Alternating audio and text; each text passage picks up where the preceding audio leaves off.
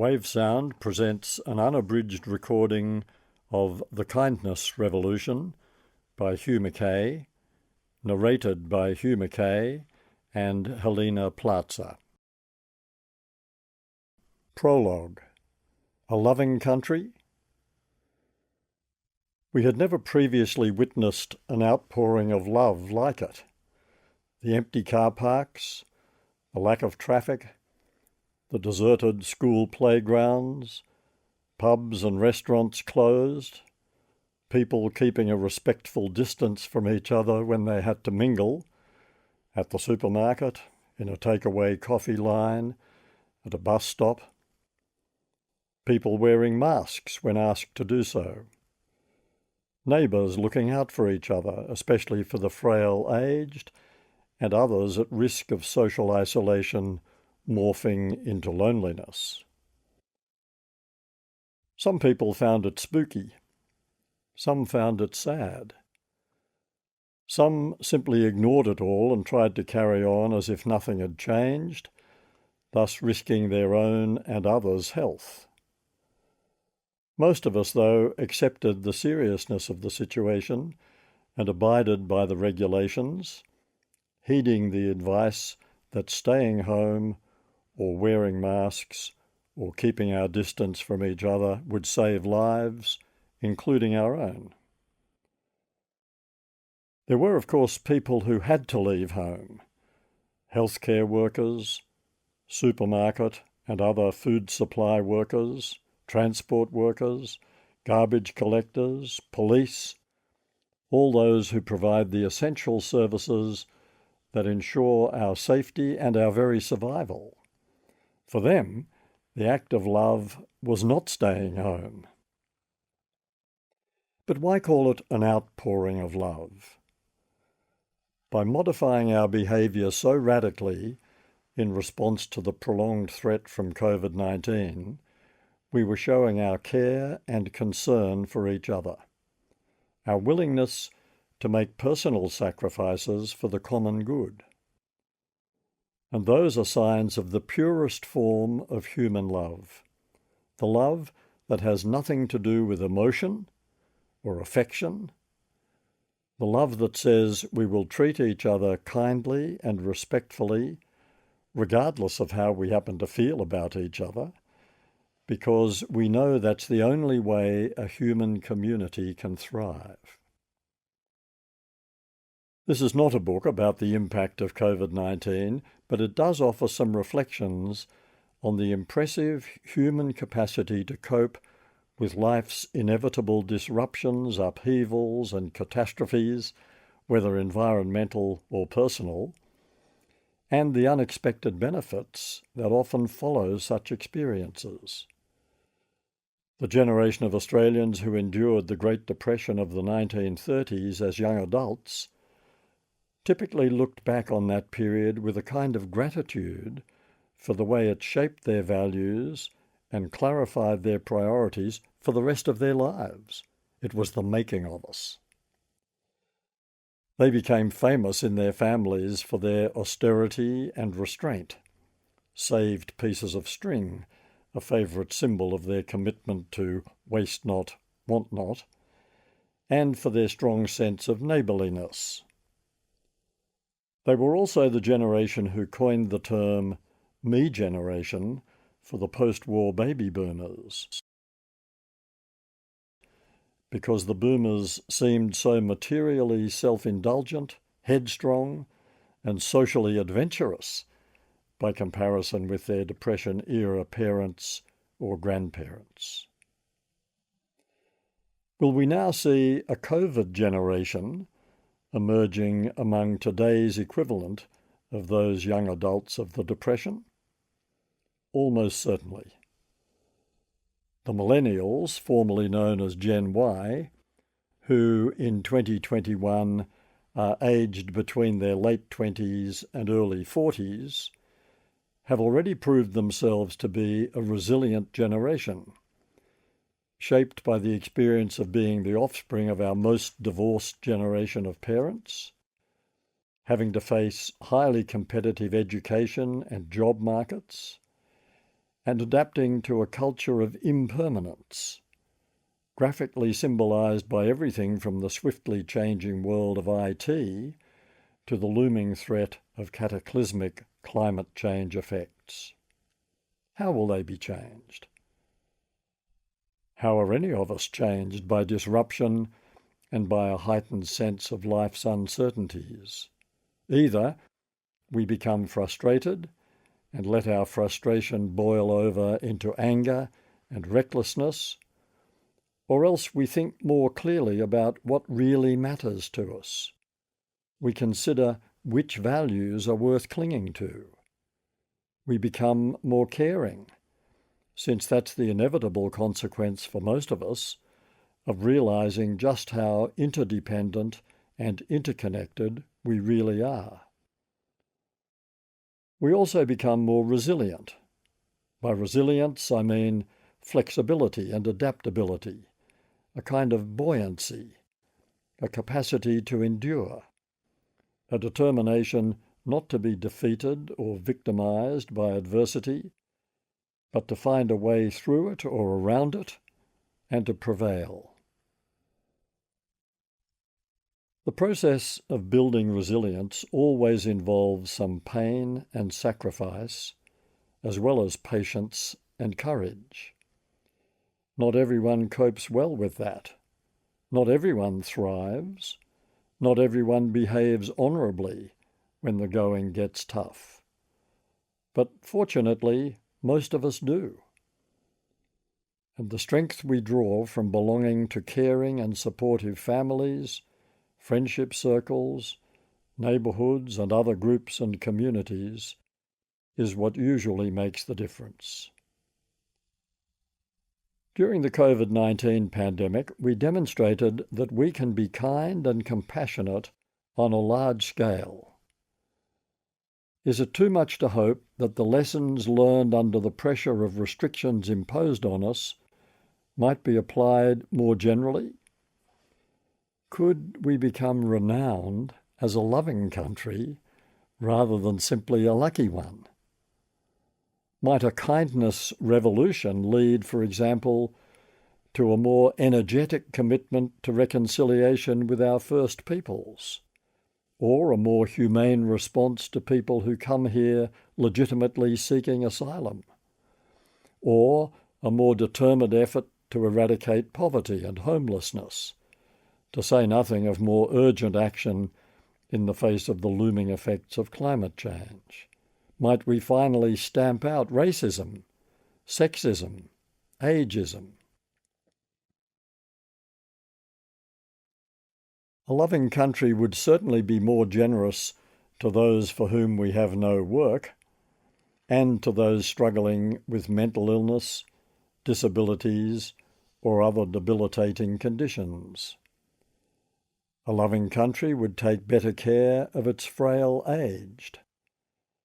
A loving country would tackle the problem of educational inequality with more imagination, for a start, by cutting back on the billions of dollars of public money we dish out to private schools every year. A loving country would insist on greater civility in the conduct of its politics and industrial relations. A loving country would stop talking endlessly about the economy, as if economics were an end in itself, and frame its economic policies to serve clearly articulated social goals. A loving country would put more emphasis on the provision of services to help those in need, rather than offering the never-ending lure of tax cuts to the already wealthy.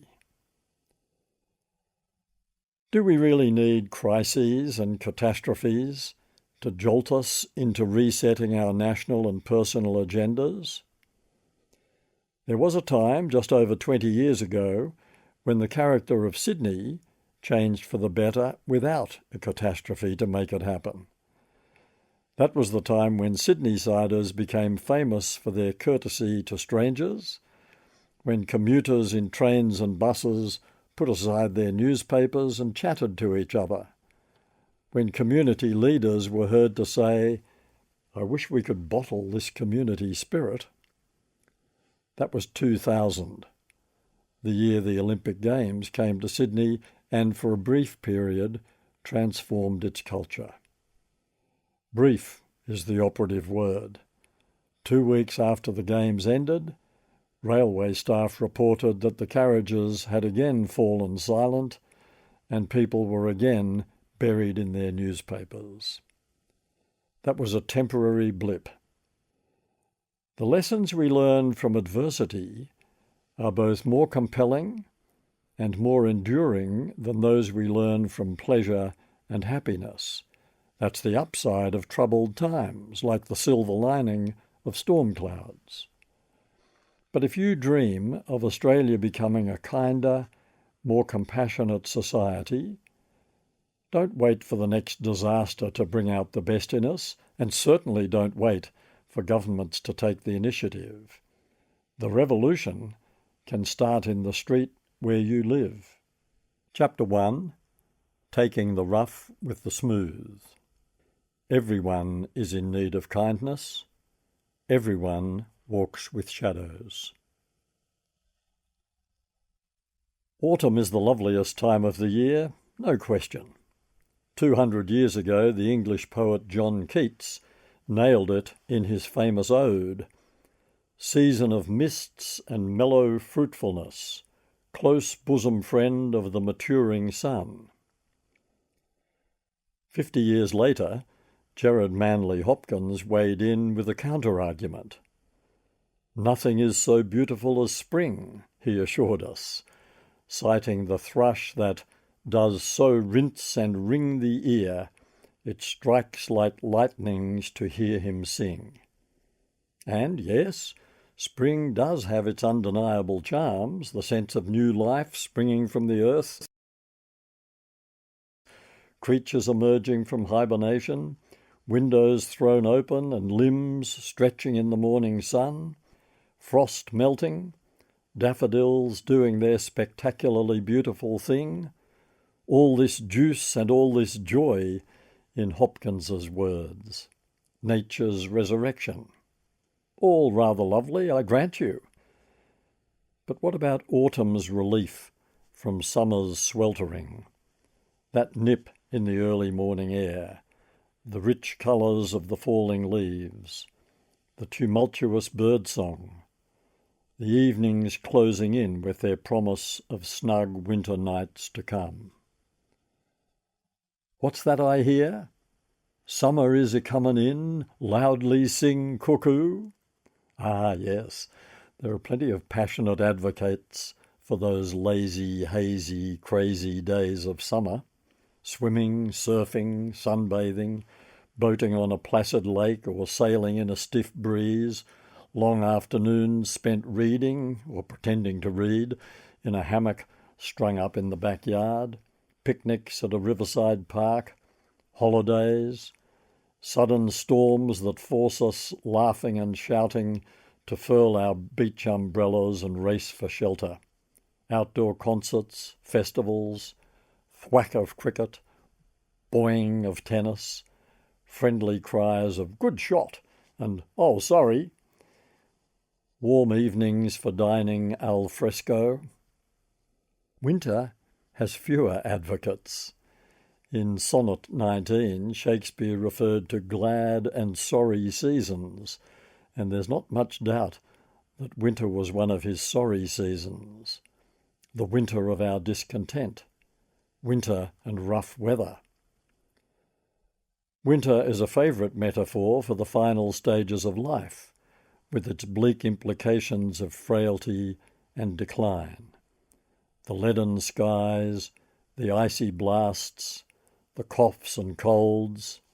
Still, winter has its devotees. Serious readers love it, as do writers, and so do soup and scarf manufacturers.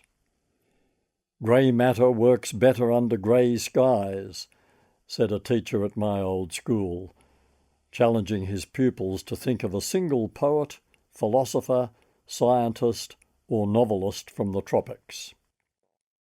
He was on safe ground. At 12, We could hardly identify the geographical origins of a single poet, philosopher, scientist, or novelist. And anyway, back then, we assumed everything wonderful came from England, or perhaps Scotland if we happened to have a Mac in our name. What could be nicer than being rugged up in warm clothes, walking in the stark beauty of a winter landscape with the cold air on your face, or joining the crowd at the footy, wreathed in your team's scarf and munching a pie? What could be more thrilling than gliding down the snow on your favourite ski mountain, or sitting by a warm fire and hearing the rain beating on your window, or settling in for a candlelit dinner, not to mention making love under warm bedclothes? It's no mere coincidence that in many countries the peak months for conception occur in winter. Spring and summer for romance, winter for reproduction, and autumn for rumination, introspection, and creative reflection. Yet some people loathe autumn. They bemoan the end of their beloved summer. They hate raking fallen leaves. They resent having to drag woolen jumpers out of mothballs. They dread the approach of winter. Coldly, sadly descends the autumn evening, the field strewn with its dank yellow drifts of withered leaves, and the elms fade into dimness. That was from Rugby Chapel by 19th century English poet Matthew Arnold, for 13 years the headmaster of Rugby School and clearly not a fan of autumn. There's no pleasing some people. Others express similar negativity about spring. For all its undeniable charms, it plays havoc with hay fever and other respiratory ailments, and it's the harbinger of summer's heat, humidity, dust, flies, mosquitoes, sweat, ill-tempered drivers jammed in queues of holiday traffic, the enervation, the lassitude of summer, to say nothing of its bushfires, tropical cyclones and squalls.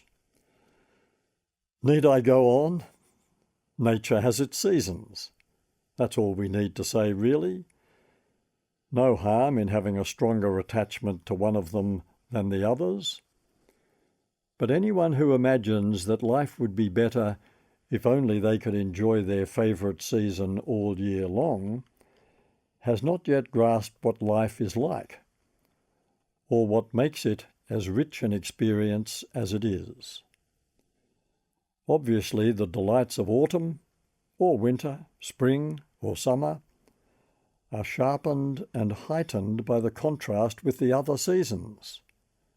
We all know that, just as we know that happiness makes sense only if you've also experienced sadness, or that, as countless terminally bleak novels demonstrate, a life of deprivation and perpetual struggle can seem normal, not sad, since sadness is the other side of the happiness coin. We were poor, but we never knew we were poor, is a common autobiographical theme. You don't know you're poor until you encounter rich. We intuitively think we're better off when we're happy, though research shows that when we're unhappy, not depressed, just not happy, we are less gullible, more attentive, better communicators, more sceptical, and likely to make better decisions. Why do you think shops play soothing music, spray perfume into the air, and do whatever else they can think of to create a positive ambience? So you'll be sharper, more alert, and better equipped to make rational purchase decisions? Of course not. The goal is to make you waftily happy so you'll be less critical, less rational, and more gullible. And by the way, the fact that we know what they're up to doesn't prevent us from being seduced by the music, the perfume, the decor. We enjoy being seduced, just as we enjoy being happy, though we recognise that bliss isn't the healthiest state to be in for prolonged periods. Nothing feels more blissful than falling in love. But that condition is a bit like being unwell. Our judgments are impaired, we become more reckless, we suffer lapses in concentration, disturbed sleep, and sometimes heightened stress levels, anxiety, and, yes, skipped heartbeats. Which is not an argument against falling in love. Romantic love is gloriously unstoppable. It's simply a reminder that spring morphs into summer, then autumn, then winter, and back to spring. We need the cycle. We need all the hues of our emotional palette. We need to experience all the moods that make us fully human, and that includes the dark stuff: anger, jealousy, vengefulness, greed, that so starkly reminds us of how vulnerable we are to our emotions and how degenerate we could become if we didn't learn how to keep those destructive urges on the leash. If you really do hate winter, then learning that it must be endured and finding ways to endure it is an important part of appreciating the way life works. The most thrilling and uplifting symphonies all have a slow movement, sombre and reflective moments, a movement or a passage in a minor key. Light needs shade for us to appreciate its intensity. Occasionally, I'll look up and see a completely cloudless, stunningly blue sky. It's undeniably dramatic, though I wouldn't personally say beautiful, since imperfection is the essence of beauty. If you doubt it, gaze into the face of the person you love most. There are parts of the world where the sky is almost always blue, and where, as a result, life is harder to sustain, since clouds bring rain, and we know what happens when we don't receive enough of that. Indeed, one of the many hazards of global warming is the excess of blue skies. According to the United Nations International Resource Panel, almost half the world's population will be facing a serious shortage of drinking water by the year 2030. Purely in terms of aesthetics, clouds make the sky more intriguing, richer in meaning, and quite often more achingly beautiful than any cloudless sky can ever be. Patterns, shapes, movement, variations in colour, intensity and size, all these things contribute to the delights of a cloudy sky, to say nothing of the jaw-dropping beauty of a spectacular sunset refracted through complex clouds. It's the same with music.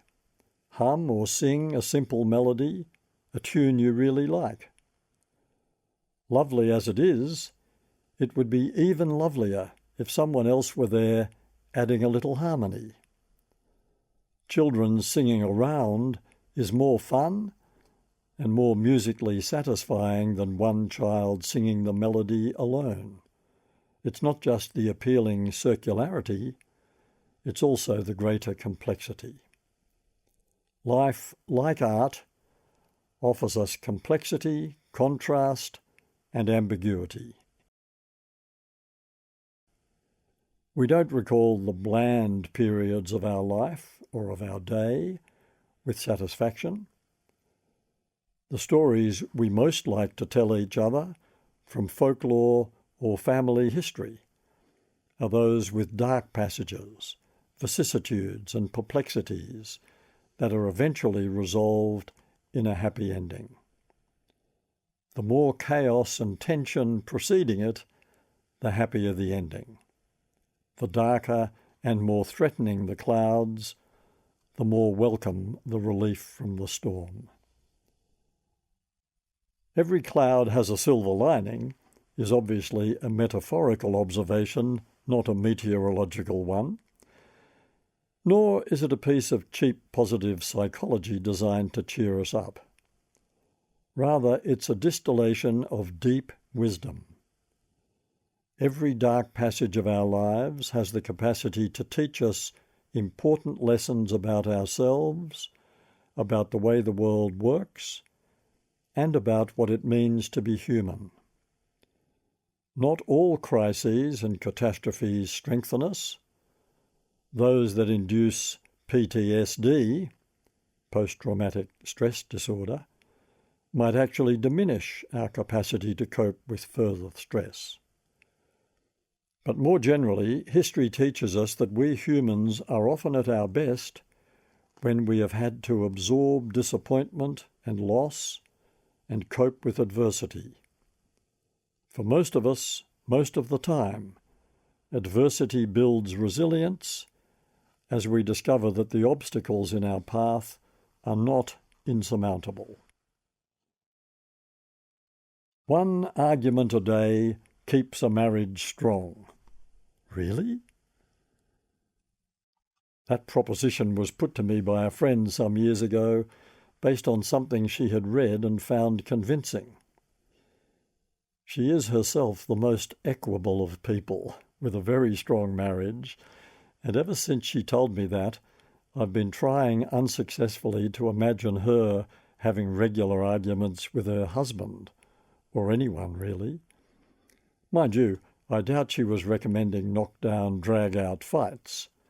I think in her case it would either be utterly civilized disputes over relatively trivial matters, should we switch to a more spreadable butter or stick with the one we've been struggling with for the past 25 years, or perhaps arguments of a more abstruse and intellectual kind.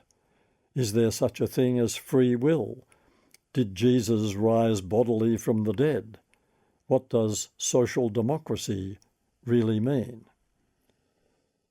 Knowing her husband, I imagine he would be a willing sparring partner in all such debates, so there might indeed be some polite running arguments in their household that keep their marriage as strong as it is. I have other friends, also with a very strong marriage, who sit on opposite sides of the political fence. They, too, might keep their marriage strong by performing daily rituals of disagreement at breakfast about the performance of this or that government. More generally, though, I imagine a person who was sympathetic to social democracy, Denmark perhaps the exemplar, would be unlikely to choose a disciple of American-style neoliberalism as a life partner. Few things are more excruciating than being in the presence of a couple who are having a serious argument or simply letting their irritation with each other show. Still, for all I know, such people may thrive on public displays of disagreement that provide a rich source of recrimination, remorse, and reconciliation in private. We must grab our personal therapies where we can. But there is some point to the basic proposition about marriages or any relationships thriving on disagreement, though I wouldn't go so far as to endorse anything as prescriptive as daily arguments. We need the counterpoint not just of interweaving melodies, but of occasional dissonances and apparent contradictions as well. Harmony isn't all sweetness and light. Try Beethoven in full cry, or Shostakovich. J.S. Bach's fugues, like the best of jazz improvisations, demonstrate how different voices can appear to go off in different directions while still contributing to the ultimate harmony of the piece. Apparent dissonances resolve themselves. That's not always the case in life, of course. Some clashes are never resolved. Some disagreements are terminal. Some compositions don't last long enough to reach their harmonious conclusion. Divorce happens. Friendships founder. Enmities fester. But in a relationship between committed partners, like a marriage, tensions and disagreements can indeed be as beneficial as the clouds are to the sky, or dissonance to the full pleasure of a musical experience. I recall my mother snorting with a combination of disgust and disbelief as she reported someone saying of their 50-year marriage that they had never had a cross word.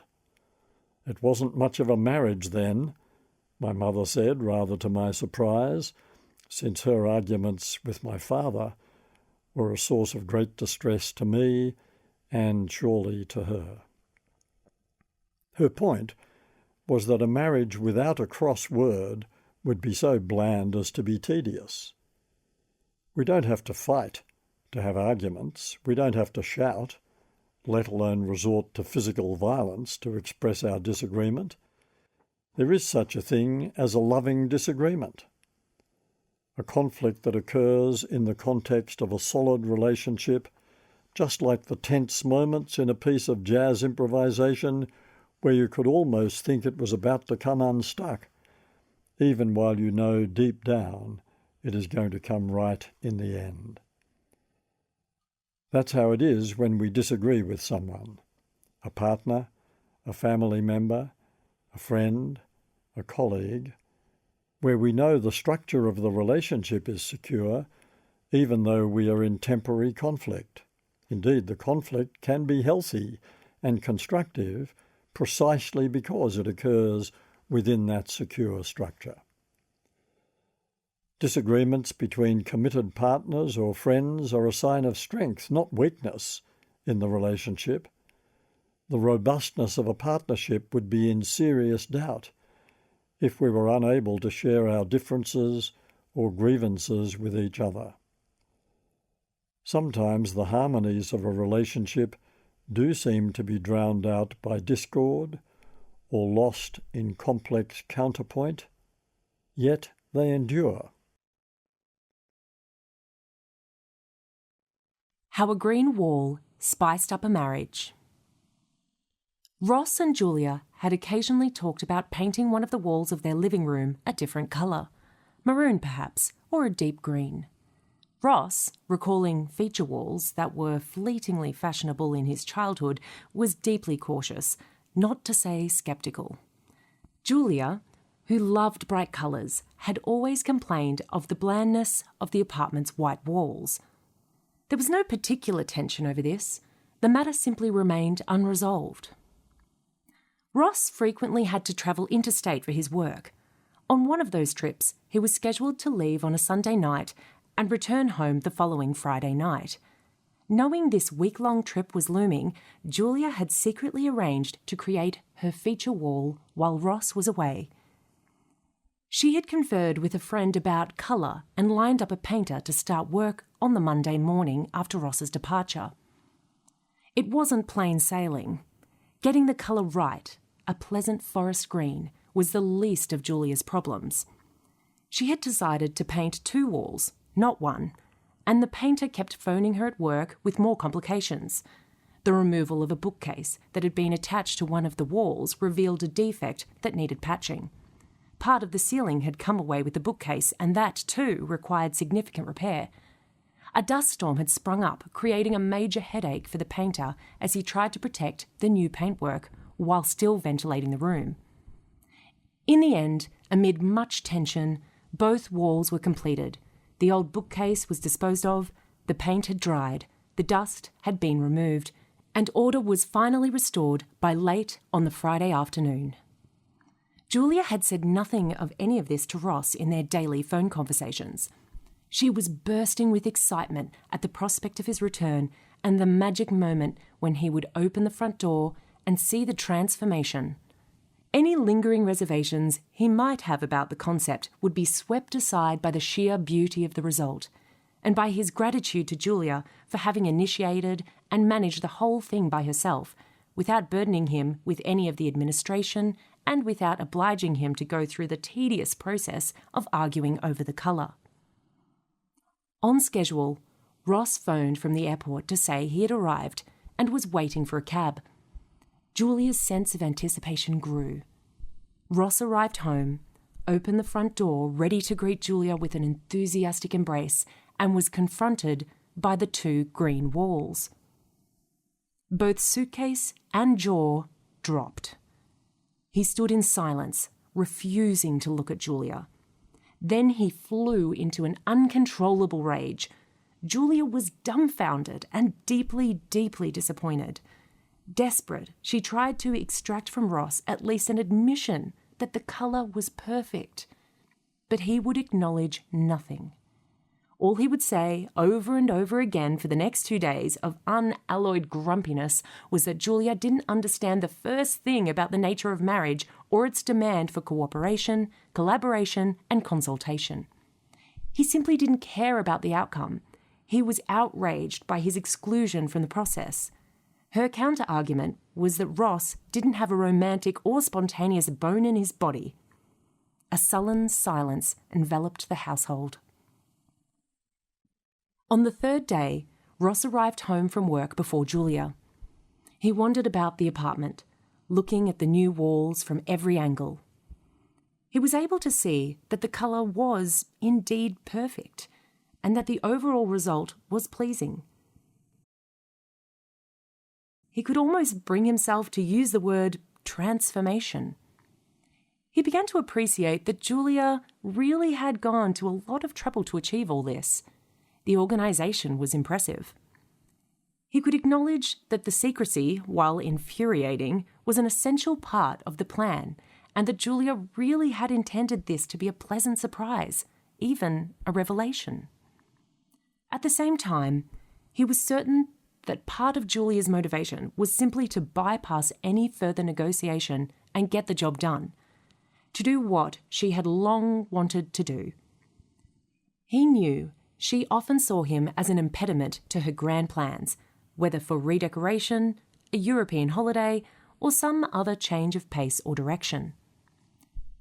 She often described herself as a spring person, in contrast with Ross's more autumnal nature. At his workplace, Julia would have been categorised as a change agent. To Ross, on their receiving end, she sometimes seemed more like a bulldozer. Julia arrived home, seeing that Ross was already there, seated in his favourite chair. She stood inside the door and waited to see if there were going to be any further eruptions. Ross smiled at her. "It's beautiful," he said. "Really? Is that what you really think?" "It is." "So I'm forgiven?" "Well, we need to discuss all this a bit more before I'd be prepared to go that far." Julia saw that he was still smiling as he said this, and she poured them both a drink. The conversation flowed. Julia never quite grasped why Ross was so deeply offended by all this, and Ross never quite grasped how Julia could have imagined he would take such a breathtaking lack of consultation in his stride. But they each moved a little way in the other's direction. Ross acknowledged that he had ruined what was supposed to have been a lovely surprise and a special, one of Julia's favourite words, homecoming. Julia acknowledged that two of the things she had always loved about Ross were his openness and utter dependability, and no, you can't have everything. Over the next few months, they still occasionally discussed the ruckus this episode had caused. From time to time, one of them would do something that upset the other. Julia bought a large vase that Ross didn't much care for. Ross failed to notice that Julia had a new colour in her hair. One of them would insist on going to a movie the other really didn't want to see, and always they would say, "Is this another green wall?" That dispute became a reference point for their journey towards a deeper understanding and acceptance of each other, and a greater closeness in their relationship. They realised that, until that conflict, they had each been running their own narrative in their own imagination, and that it included some assumptions about how the other should feel and act. Now they had begun working on a common narrative. Every time Ross left for an interstate trip, he would fix Julia with a stern stare, and she would laugh and hold up her hands as if to say, "Don't worry." Years later, they sold the apartment, and the new buyer remarked at the handover, "I'm afraid those feature walls will have to go." Ross looked at Julia. She was smiling. "But only just," she later told him. Why a dream run is dangerous. A dream run feels great while it lasts. Sustained too long, though, it can be bad for us, increasing the risk of complacency, arrogance, and a kind of smug torpor. The combination of Australia's 28 years of uninterrupted economic growth pre-pandemic and our view of ourselves as the lucky country, in the sense of charmed rather than undeserving, was a poor preparation for dealing with a pandemic. Inevitable disruptions seem so much worse when we're conditioned to think that a dream run will go on and on.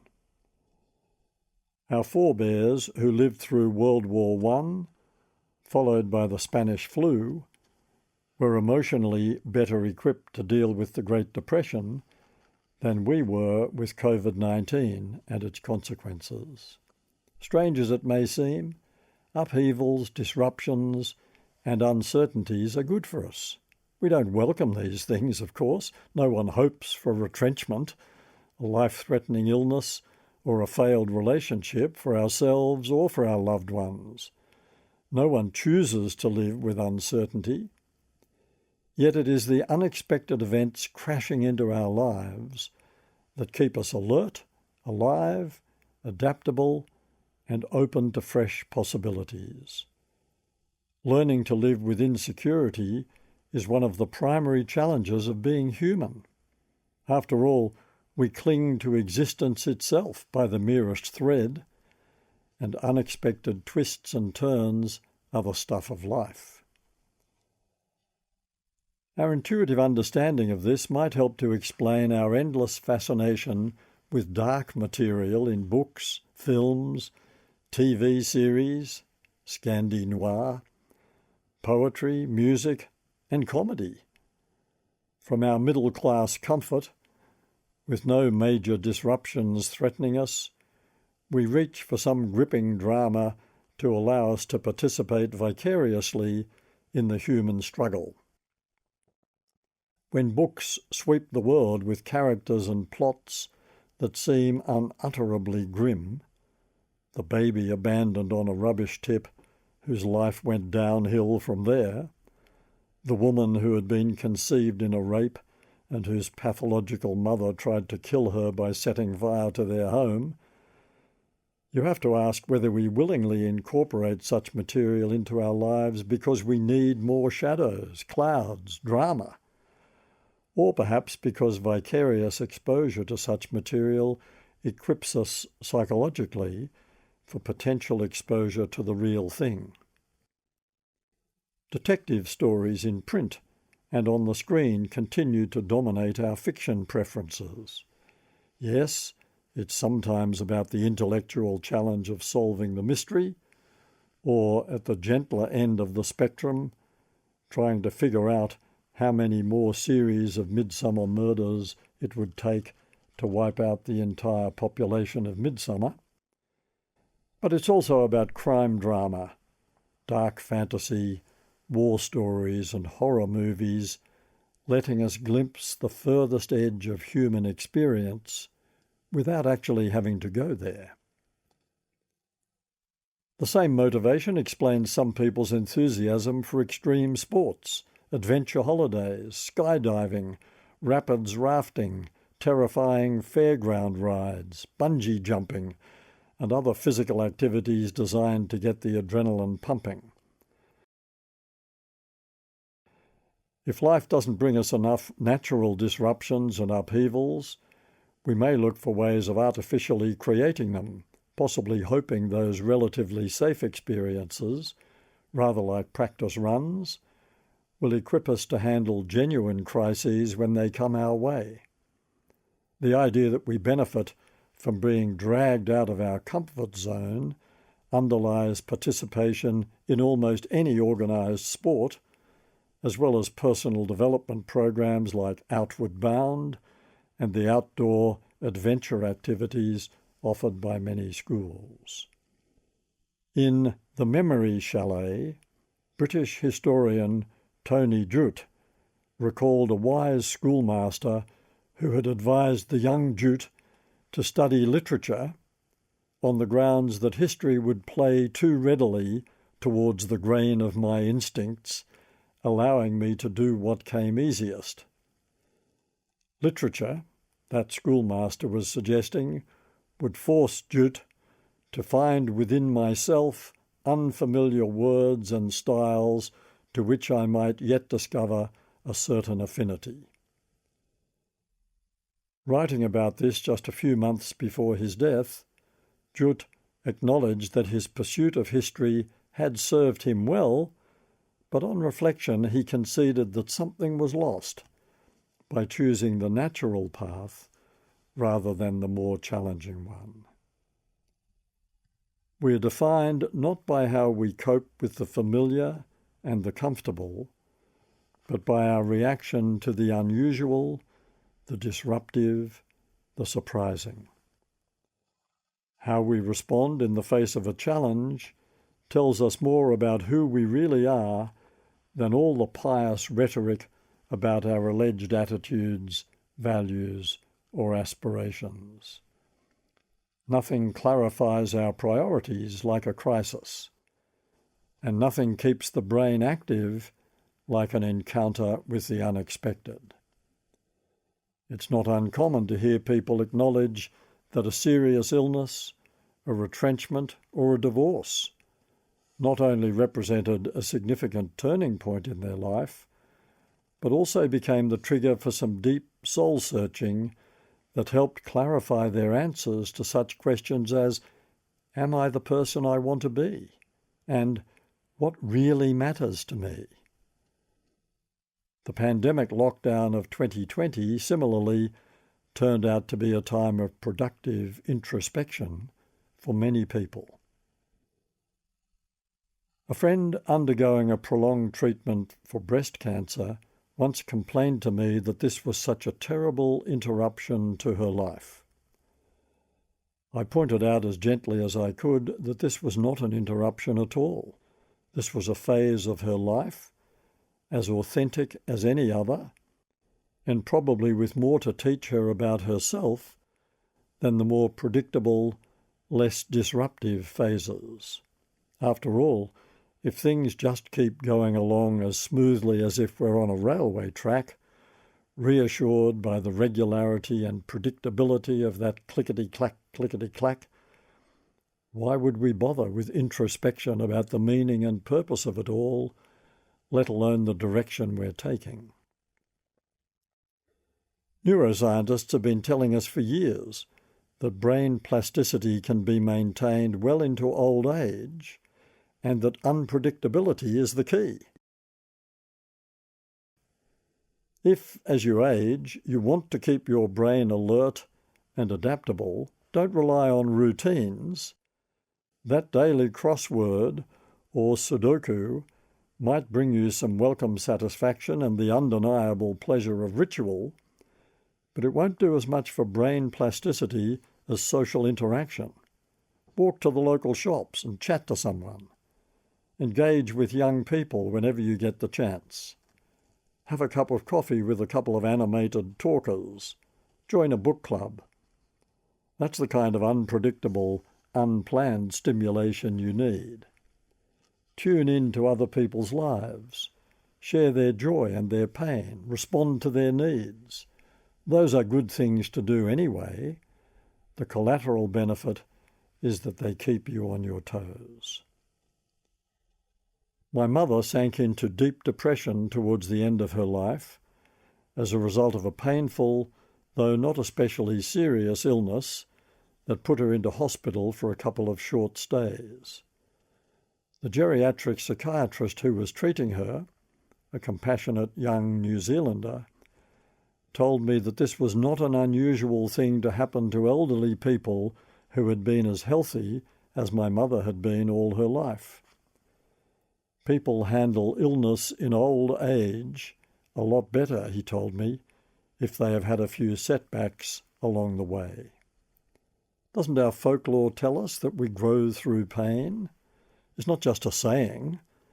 It's the distillation of the wisdom of the ages. Bright, breezy stuff is lovely when it happens, but it has nothing much to teach us. Winners might be grinners, but losers are learners. If they have good coaches and grown-up parents, many young people learn from sport the art of both winning and losing graciously, avoiding the ugly excesses of triumphalism and accepting victory and defeat with equal humility. I'm sure my mother was not foolish enough to think she was indestructible, let alone immortal. Yet she was loudly proud of her good health, the constitution of an ox, and had until near the end been dismissive of frailty in general and mental illness in particular, as though lifting your chin and squaring your shoulders could get you through anything. Her perspective changed radically, of course, once she herself began to suffer from depression. She became more compassionate, more generous, more understanding of others' psychological travails. As that psychiatrist pointed out, she had been disadvantaged by her dream run and was unprepared for sickness when it came. Too much blue sky, not enough clouds.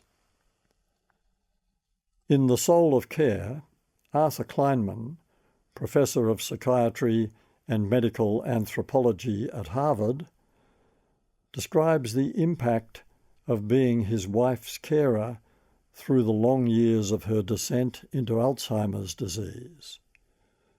Although he had been prepared for the consequences of the disease, from agitation and memory loss to depression and escalating disability, he was badly shaken by an episode in which his wife suddenly ordered him from their bed. "Get away from here! Get out!" she shouted, shaking with panic and fright. After 40 years of marriage, her husband suddenly seemed a stranger to her. During the subsequent decade of care leading up to his wife's death, Kleinman came to realize that the humbling work of care rewarded me even as it sustained Joan. To be present and focused every day, every hour, every minute gave me a central purpose in living. Acknowledging that this experience had made him a better doctor, Kleinman wrote, "It was my emotional and moral education." When the 2019-20 bushfire season erupted in Australia, people in the affected communities discovered all over again that nothing clarifies our priorities like a crisis. And when the coronavirus pandemic hit the world in 2020, we were forced on a global scale to rethink our way of life. Normality was disrupted by lockdowns, physical distancing, school closures, people working from home, widespread unemployment, states closing their borders, massive increases in national debt, and the collapse of many businesses. We already knew about the health hazards associated with loneliness, anxiety, depression, hypertension, negative impact on the immune system, sleep disturbances, cognitive decline, increased risk of assorted addictions. But now we had to face the possibility of loneliness becoming a parallel pandemic. We knew we needed to act to minimize those risks, not only for ourselves but also for those in our neighborhood most obviously at risk of loneliness, people living alone, the frail elderly, single parents, the homeless, refugees, people with disabilities or those struggling with mental illness. We knew we needed to nurture our relationships by whatever means we could, short of conventional close-up personal contact. The very technology that many of us, including me, had criticised so trenchantly for making too many inroads into our face-to-face time and turning our lives into mere aggregations of surveillable data, now came spectacularly to the rescue. Emails, texts, Facebook posts, Zoom meetings, all forms of digital messaging, along with traditional phone calls, became lifelines connecting us to family, friends, and colleagues. We found that physical distancing sharpened our appetite for social connection and engagement, even if it was only virtual. By early in 2021, COVID-19 had killed more than 2 million people globally and made many millions seriously ill. Like every crisis we ever face, the pandemic brought out the best and worst in us. Initially, overwhelmed by fear and anxiety, many people fell into a blind panic, emptying supermarket shelves of many items and fighting in the aisles over the last pack of toilet paper. Why toilet paper? 3 possible explanations. First, panic leads us to want to do something, anything, that will restore some sense of being in control. Second, herd behaviour is irrational. So if the word gets out that people are fighting over the dwindling supply of toilet rolls, the herd will stampede to get its hands on toilet rolls. It could equally have been rumours of a dwindling supply of breakfast cereal, baked beans or batteries that set them off. Third, when people tried to imagine running out of supplies, one of the worst things they could imagine was running out of toilet paper. They might starve to death, having blown their grocery budget on toilet paper, but they'd want to die with immaculate bottoms. Nobler impulses finally prevailed, as they usually do when humans face a serious challenge. We realised there were isolated people in our street who might need help with shopping.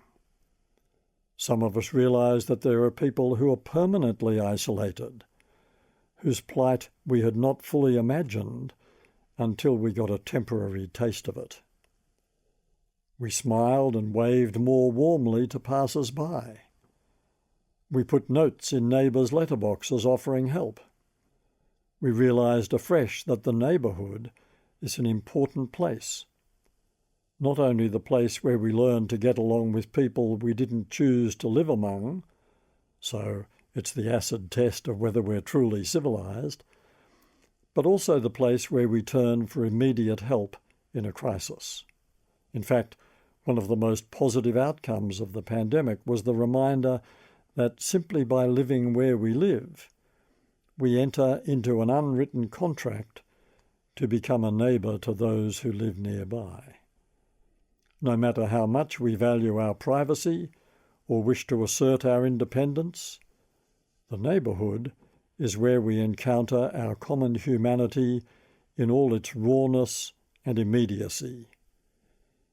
Behind closed doors we can act as we like and say what we like, but once we walk out the front door, we are members of a neighbourhood, obliged to honour that dimension of our responsibility as citizens. Other things also changed for the better. Managers supervising people working from home realised that there was a need for more pastoral care than usual, since not everyone was coping well with the isolation, and that served as a more general reminder that good leadership is always, first, about our responsibility to monitor the well-being of those we lead. Unemployment, on a massive scale, washed away the stigma that had previously attached to the unemployed and underemployed, as we began to grasp a truth that had been creeping up on us for decades. We simply don't have enough work for all the people who want to work.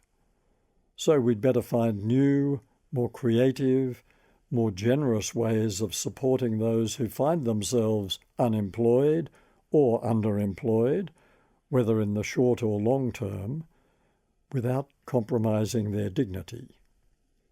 There was a revival of talk about the concept of a universal living wage. Contrary to expectations, productivity rose, and many sceptical employers realised that employees working from home could actually be trusted to work. Conservative governments started referring to the common good in ways that suggested egalitarianism, if not socialism, was not completely dead as an ideal. Indeed, old political labels, already losing their meaning, came to seem absurd. Banks became more accommodating under pressure from government and the community. Some traditional mass media took their responsibilities more seriously, in contrast to the mad messages sweeping across the vast wastelands of social media. Respect for science, especially medical science, and scientists, increased. The work of frontline medical workers was valued like never before. Our esteem for all kinds of charities, caring on our behalf for the marginalised and disadvantaged, rose ever higher. Respect for the expertise, patience and resilience of school teachers increased dramatically as parents struggled to turn themselves into teachers for periods of homeschooling forced upon them by the demands of social isolation. Not all responses to the pandemic were so benign. Many people of Asian appearance reported an increased incidence of abuse. Still lurking prejudices seemed to be unleashed as people were irrationally attacked in ways that implied they were somehow culpable, either by association, they were Chinese and China was the source of COVID-19, or because they might have brought the virus with them from China.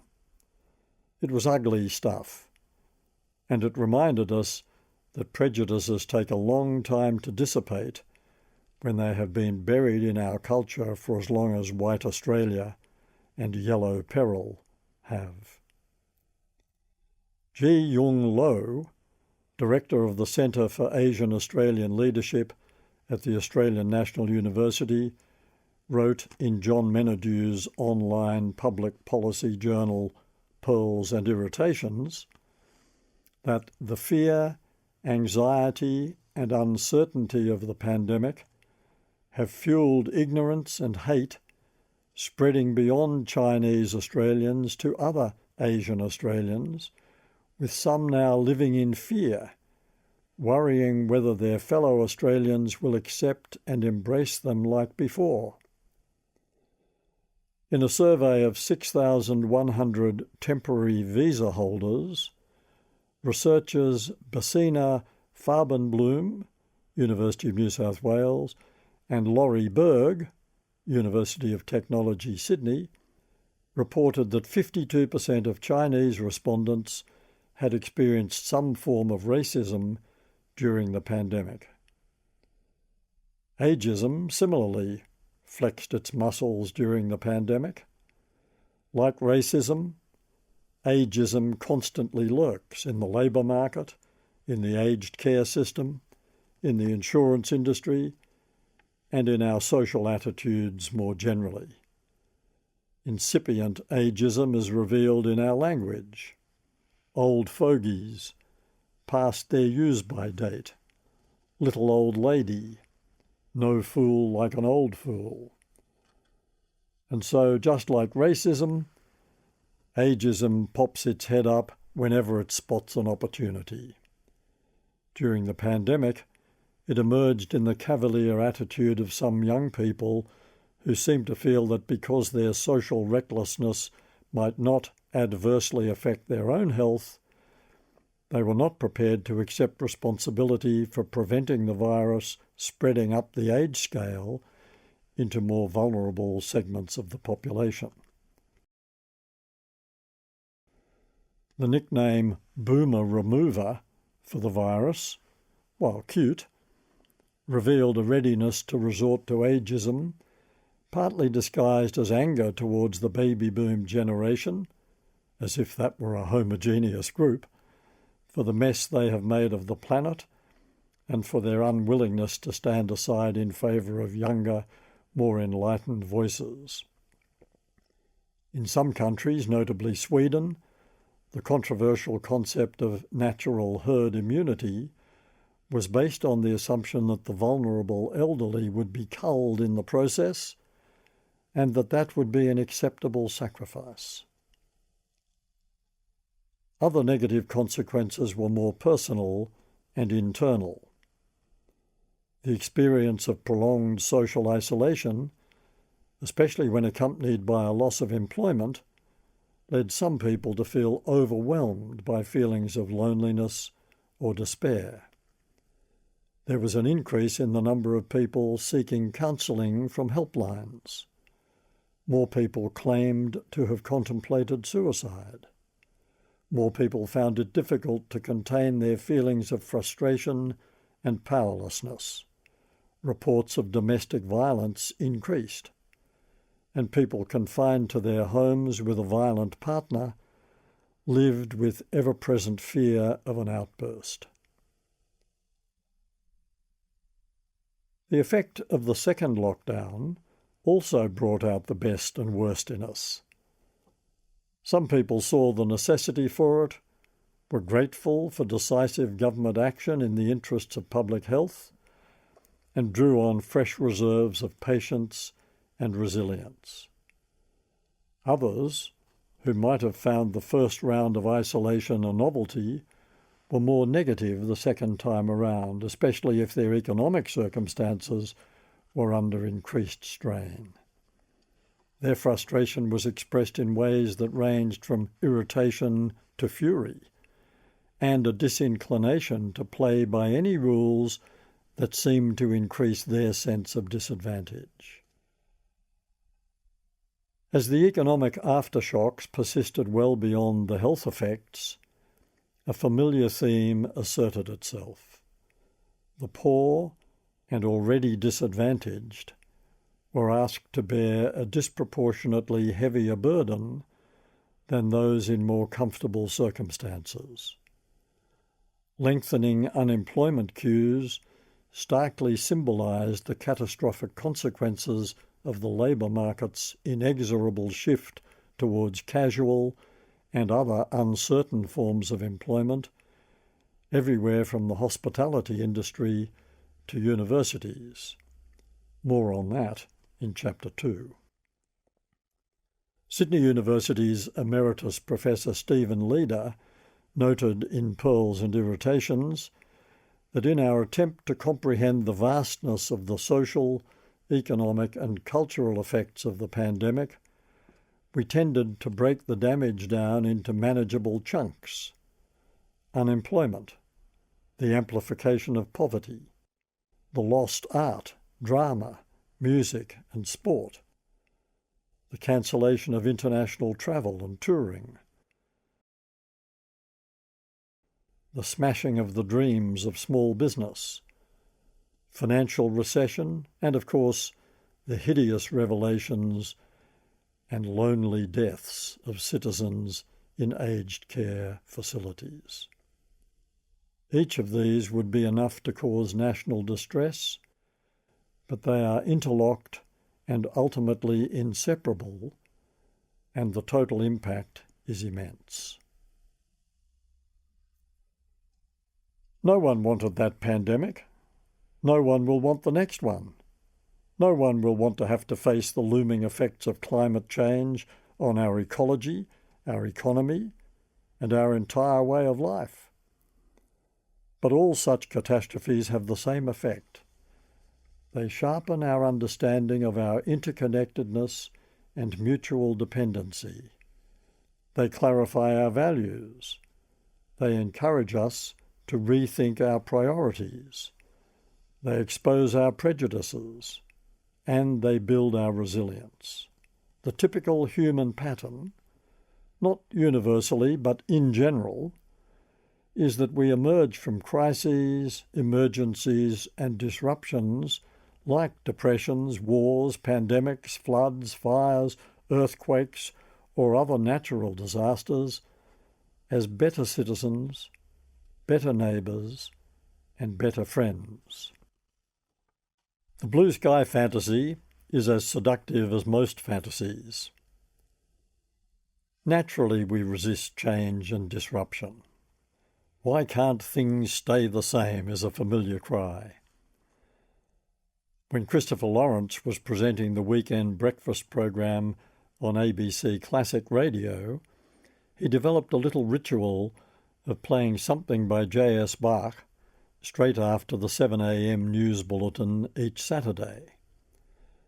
On one particular Saturday, he played some Bach before the news break and something by another composer in the traditional Bach slot. Outrage! Listeners flooded the phone and text lines with complaints about the switch. That's humans for you. We don't like change, even though we know, or should by now know, that it can be good for us because it broadens our perspective, makes us more adaptable, and often opens up unexpected opportunities for us.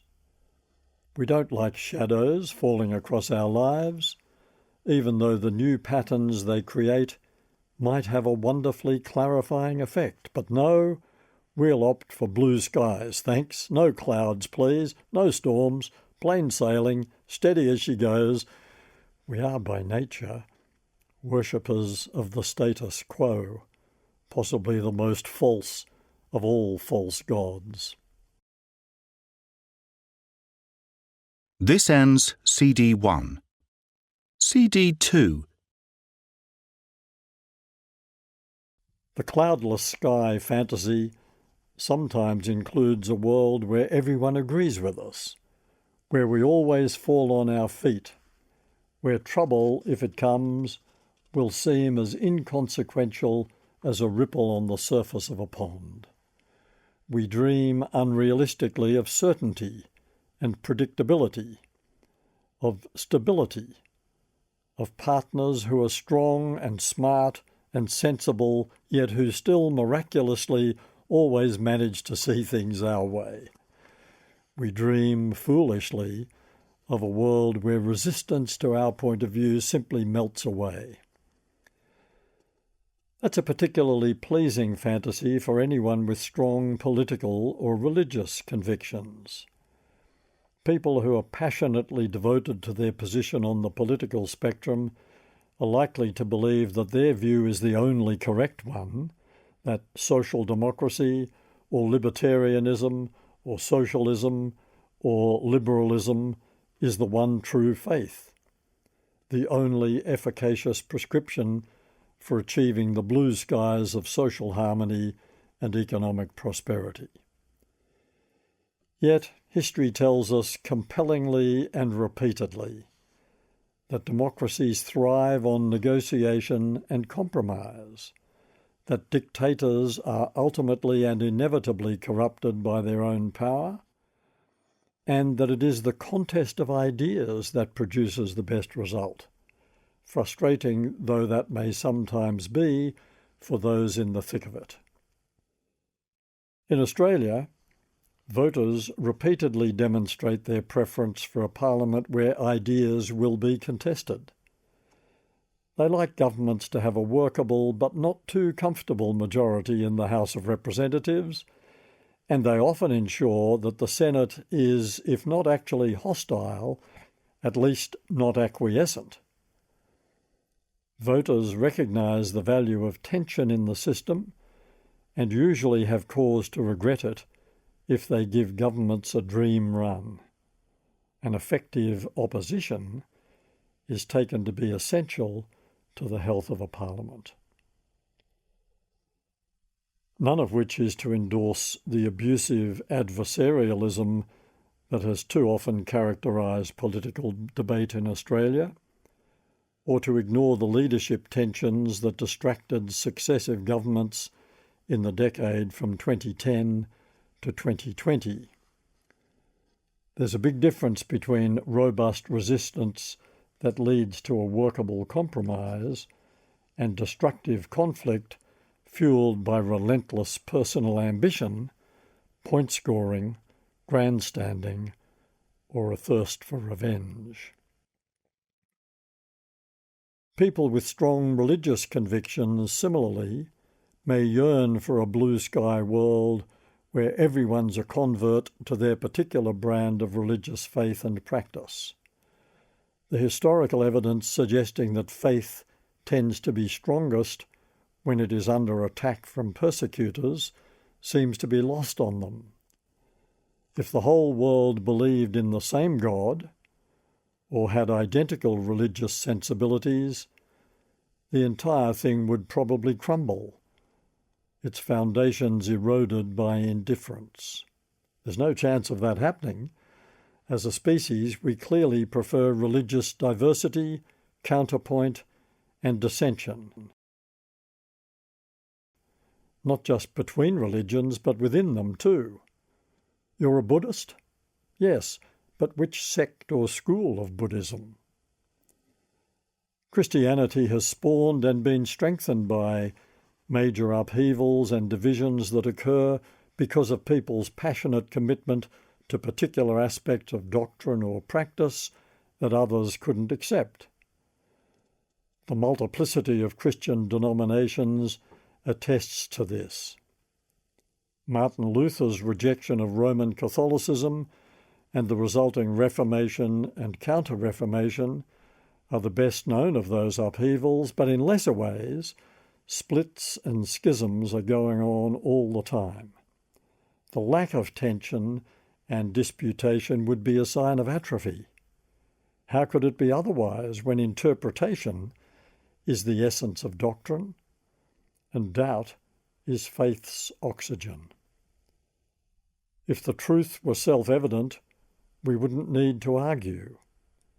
If I knew, I wouldn't need to believe. Faith is like a shoreline endlessly washed by tides of doubt. As Richard Holloway, the former Anglican Bishop of Edinburgh, noted in Doubts and Loves, truth is rarely simple and seldom obvious, which is why mature institutions recognise the importance of conflict and disagreement. Christianity was born in conflict, and it has been characterised by conflict ever since. Sport is like a religion to many people, and its visceral appeal is usually seen as a throwback to the primitive origins of the hunt or the battle. But that's not the whole story. At its best, the flow of the game, whether football, cricket, netball or tennis, is a rich demonstration of life's complexities and uncertainties, with its interweaving plays and players, unpredictability, hints of brilliance, moments of despair, and always an ending that resolves the tension as the players symbolically shake hands with each other, as if to acknowledge that it took a worthy contest to produce a worthy result. We love champions, but we want them to have serious rivals. Even the most ardent fans want their heroes to win in a true contest, not a walkover. If sport is a metaphor for life, then part of that metaphor lies in sport's representation of how we handle resistance.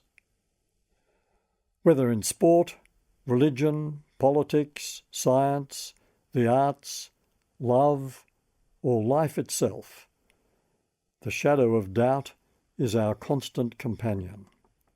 Outcomes are never certain, and we do best when we fully embrace that thrilling reality. The physicist and popular TV presenter Professor Brian Cox, said in a recent interview that scientists are delighted when we are wrong because it means we have learnt something. Echoing the views of scientists through the ages, Cox makes the point that the value of science is in embracing doubt, since science is not a collection of absolute truths. The French philosopher of science, Bruno Latour, draws a close parallel between scientific hypotheses and religion's leaps of faith. In both cases, we are interpreting reality as we experience it, while waiting for fresh revelations to emerge.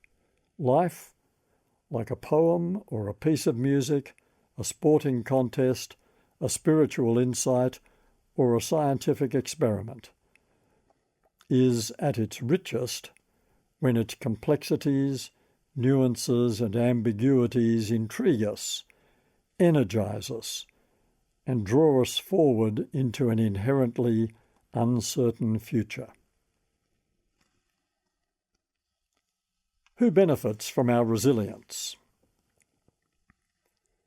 I might have created the false impression that crises, catastrophes, disruptions, and deviations are good for us simply because they stiffen our sinews and strengthen our character, as if those things are an end in themselves. But what's the point of stiff sinews and strong character? Answer: they equip us to be more useful, engaged, supportive members of the community. What's the point of reacting to a pandemic by clarifying our values? What's the point of introspection?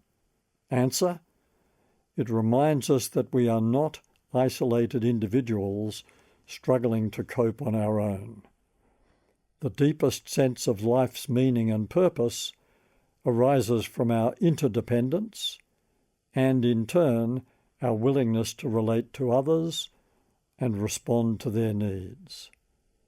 As long as we engage with life's setbacks and hardships, deal with them, and remain open to the lessons they can teach us, the experience of adversity will deepen our well of empathy, increase our sensitivity to others' needs, and enlarge the resources we can draw on to offer our support. Steve Biddulph, the Australian psychologist and parent educator, speaks of the wounded helpful to describe the fact that people who have suffered some tragedy or trauma in their own life are more likely to be empathic in their dealings with others. In the Memory Chalet, Tony Jute writes that even the best-meaning and most generously thoughtful friend or relative cannot hope to understand the sense of isolation and imprisonment that this disease, amyotrophic lateral sclerosis, a form of motor neurone disease, imposes upon its victims. A person who has endured the pain of separation or divorce is far more likely to appreciate what others are going through when they encounter relationship turbulence. A person who has experienced a life-threatening illness is uniquely equipped to imagine what another person in that situation might be feeling. Only those who've been on the receiving end of poverty, unemployment, homelessness, mental illness, domestic violence, racism, sexism, or ageism can fully identify with others' reactions to those distressing experiences. Only those who've been members of a marginalised minority can fully appreciate how that feels. The advantage of disadvantage has become something of a cliché. But the people who've experienced it know what they're talking about. Disadvantage? Try these. The Greek poet Homer was blind and possibly illiterate. Beethoven composed some of his finest music after he became deaf. The American author and political activist Helen Keller was both blind and deaf from birth, being taught to read and speak by the equally remarkable Anne Sullivan. Keller was the first American deaf-blind person to graduate with a Bachelor of Arts degree and became the founder of the American Civil Liberties Union. J.S. Bach wrote a set of 45 chorale preludes for organ in the month he spent in prison for having dared to resign from the employ of Prince Wilhelm Ernst of Weimar. Stephen Hawking, the British theoretical physicist and cosmologist, continued his groundbreaking scientific work through 50 years of living with motor neurone disease, which eventually paralysed him and robbed him of the power of speech. At various times and places in history, great swathes of the population have been disadvantaged by being marginalised, underappreciated, or actively persecuted on the basis of gender, ethnicity, especially skin colour, or religion. To be on the wrong side of economic inequality is a disadvantage millions of Australians live with every day of their lives. Yet many people manage to rise above their disadvantage and not only thrive, but pave the way for the rightings of wrongs in everything from civil rights movements to the drive for gender equality. Loager O'Donoghue, abandoned by her father and taken from her mother at the age of 2, not seeing her again for 33 years, became one of the leading women of her generation, black or white.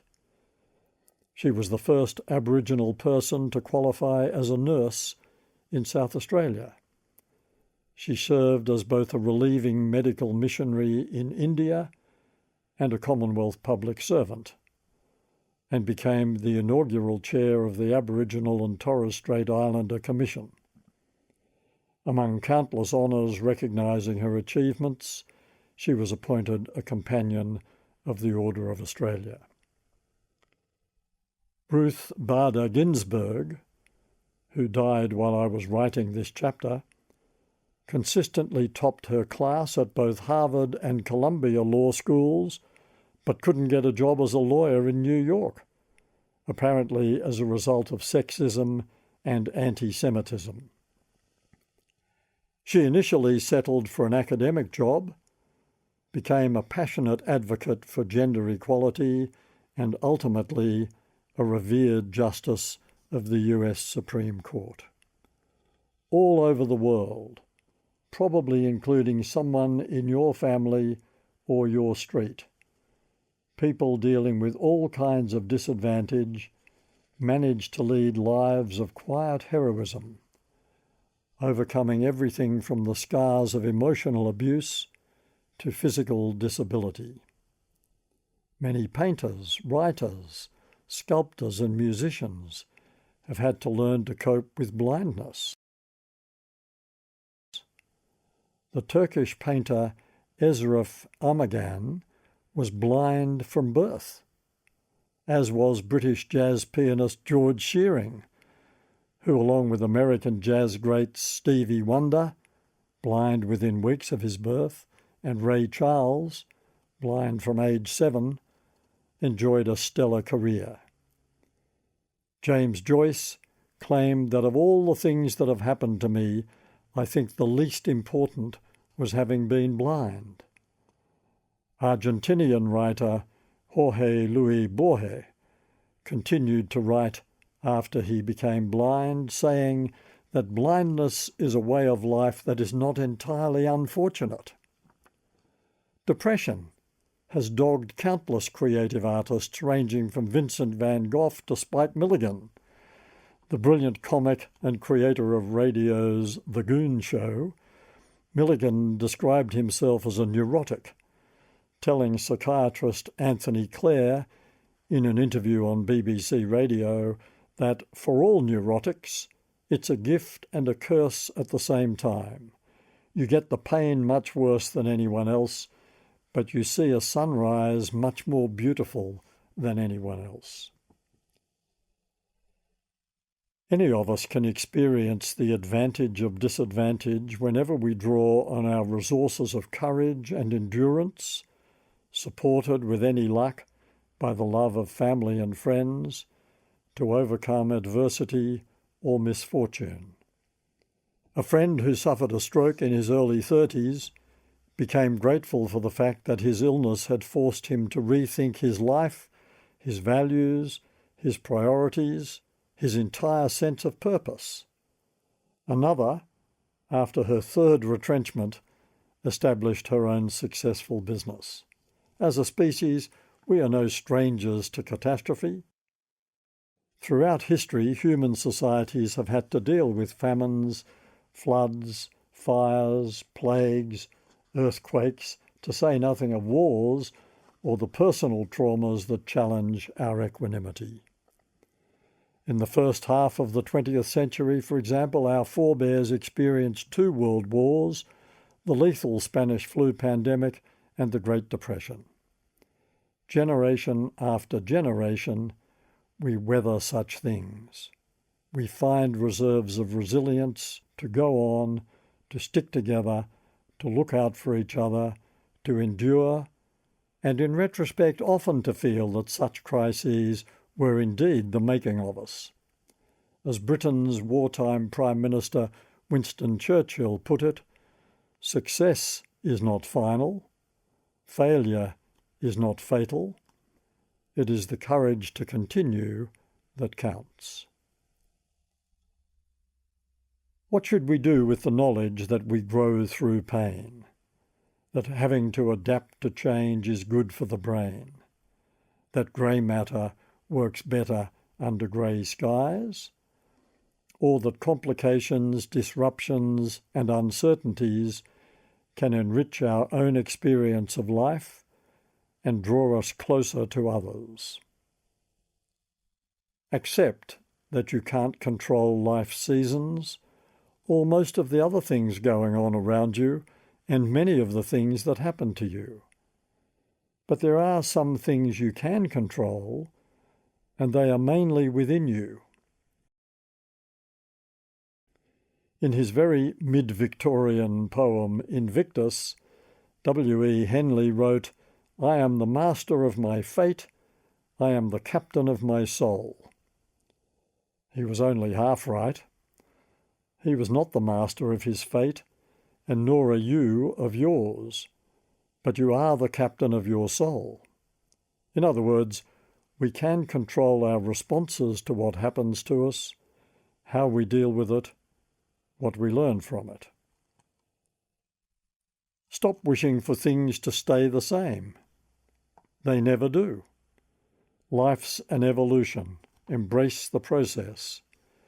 The impermanence of life's loveliest moments is one of the reasons they bring us such pleasure. Stop wishing for things to be different.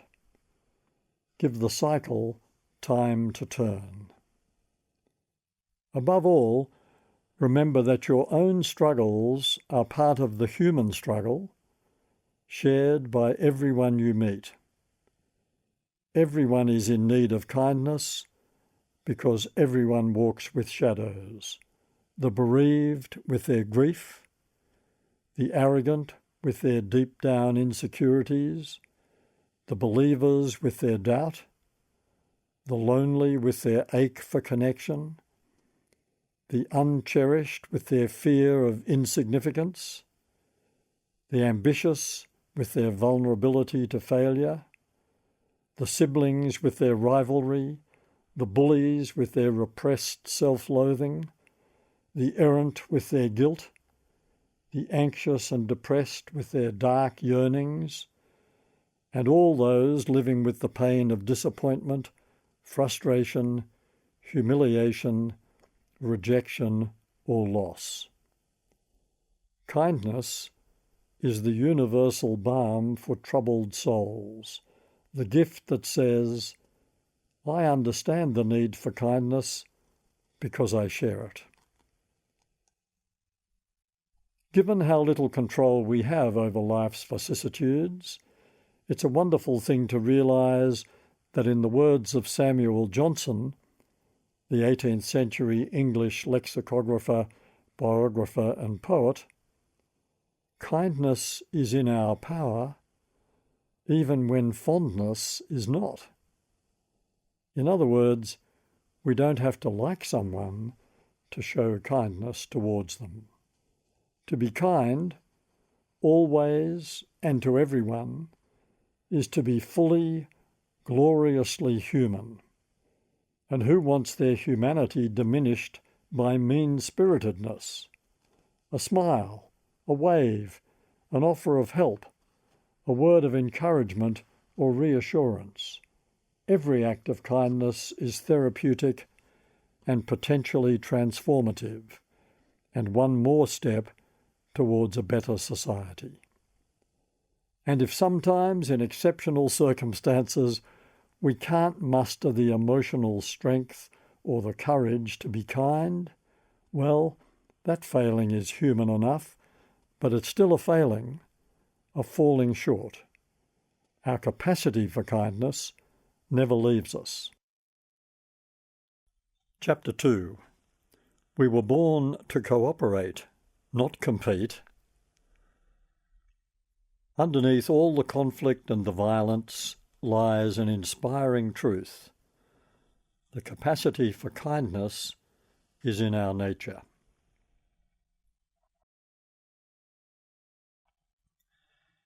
Here's what it means to say we are human.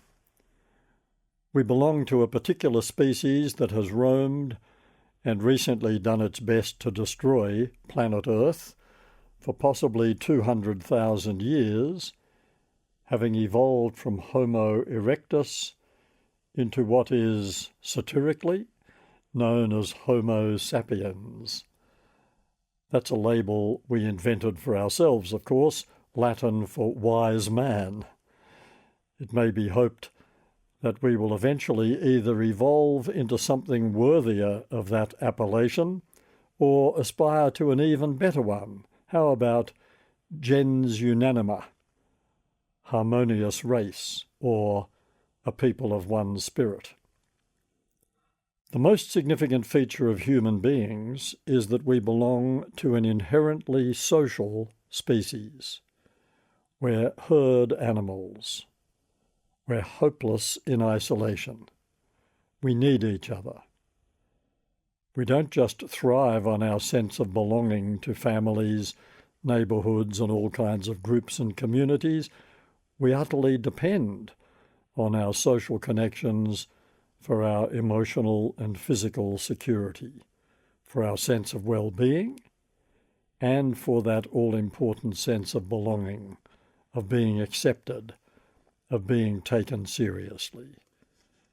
It's not going too far to say that we are all one in the sense that we share a common humanity that transcends our individual differences. As the Russian developmental psychologist Lev Vygotsky put it, through others, we become ourselves. Of course, we often feel as if we are completely independent beings, as if the most interesting thing about us is the individual differences that comprise our personal identity. Yet our interdependence, our interconnectedness, is far more significant than those differences, whether based on gender, ethnicity, politics, religion, or any other source of identity. Such differences are as nothing when compared with the deeper truth about us that we are all members of a species which is in turn an integral part of the ecosystem of our planet, which is in turn an integral part of our solar system and the cosmos beyond. That's who we are. We exist in a shimmering, vibrating web of interconnectedness. Knowing that, what would you expect to be the defining characteristic of such a species? Cooperation, of course. That would be the hallmark, you would think, of a species whose members are typically unable to flourish in isolation. Cooperation, collaboration, consultation, compromise. These would be the most natural, most rational, most effective ways for us to function. And nature has obliged. This is exactly how we're programmed. Now that neuroscientists are able to peep into our brains with a level of precision that psychologists and psychiatrists were previously only able to dream of, we learn from the Australian neuroscientist and founder of Adelaide's Neurotech Institute, Dr. Fiona Kerr, among others, that there is indeed an identifiable cooperative centre in the brain. This is hardly a surprising discovery. It would fit with any reasonable concept of how members of a social species, humans, sheep, chimps, whales, pigeons, should be genetically built. We could go further and say that given we are an essentially cooperative species, you would expect us to develop default characteristics like kindness, altruism, neighbourliness, mutual respect, tolerance of individual differences, all based on our recognition that, as people were so fond of saying during the 2021 coronavirus pandemic, we're all in this together. Indeed we are. There are almost 8 billion of us on a tiny planet, circling one of the infinite number of suns in the cosmos, each of them, including ours, with an uncertain future. If we weren't able to create a relatively harmonious way of operating, we'd be in a far bigger mess than we are. In Australia, we've managed to bring together people from about 200 different places on Earth and create a society of extraordinary harmony. Yes, there are appalling exceptions, but look at the big picture for a moment. It's glorious. When European settlers arrived here in 1788, with, incidentally, dozens of nationalities represented in the First Fleet, including English, Irish, French, Africans and Americans, they landed on a continent where about 300 nations were already coexisting. So you could say multiculturalism, the art of creating harmony out of diversity, is in Australia's DNA. Do you doubt that cooperative is the most significant thing to say about us? Or that our capacity for kindness is our defining characteristic? You're possibly saying, no, but in anticipation of a spirited defence of the idea that we are also a ferociously competitive species. Be patient. Just look at the everyday acts of kindness, compassion, goodwill, cooperation that go unremarked precisely because they are unremarkable for members of a species like ours. The people who stop to help total strangers out of a jam. The people who help frail, elderly men and women cross a busy street or get on and off a bus. The people who night after night, week after week, year after year, volunteer their services to help feed the poor and homeless. The people who devote their working life to the public health or legal systems when they could be deploying their medical or legal skills to make more money in private practice. The people who have cheerfully sacrificed their own ambition to support a spouse or a child who needed them.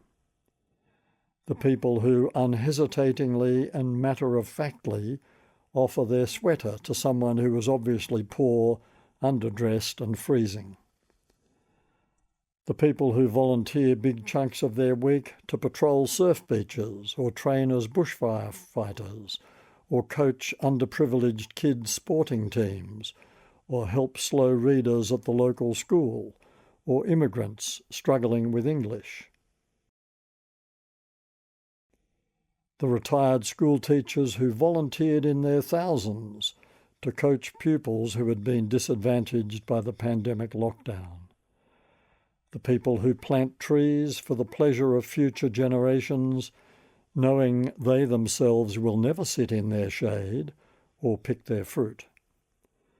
The people who always smile and say hello as they pass you in the street, though they might never see you again. The people who unhesitatingly open their hearts and their wallets to support those whose lives have been devastated by bushfires, floods, or around the world by famine, war, or other disasters. The list could fill the rest of this book. And none of the items on that list would have anything to do with seeking a reward. Kindness, the essential quality of a cooperative species, is never about doing something for others in the hope of receiving thanks, let alone a benefit. It's not a reciprocal thing. It's not about you scratch my back and I'll scratch yours. We don't give to the poor because we hope they would give to us if the roles were reversed. If we're being true to the better angels of our nature, to quote Abraham Lincoln, we give to the poor simply because they're poor. I find it helpful to think of kindness, charity, as a hard-headed discipline, a motivation rather than an emotion, a frame of mind, a way of being in the world. It looks at a human problem and seeks a way to fix it, not because the heart melted or the spirit groaned in the face of poverty or suffering or any other sign of distress, but because this is the normal, natural way for humans to behave in response to the needs of others. This is how we make sense of the proposition that you can love someone you don't like. Marcel Proust captured the idea of unemotional kindness in the description of some nuns in Swan's Way. Literally saintly examples of charity, they have generally had the brisk, decided, undisturbed and slightly brutal air of a busy surgeon, no commiseration, the face devoid of gentleness or sympathy, the sublime face of true goodness. Although I'm distinguishing between kindness and other varieties of human love by suggesting that kindness is the only form of love that can exist independently of affection, it is still love. In fact, kindness might be the noblest of all expressions of human love precisely because it doesn't rely on an emotional response.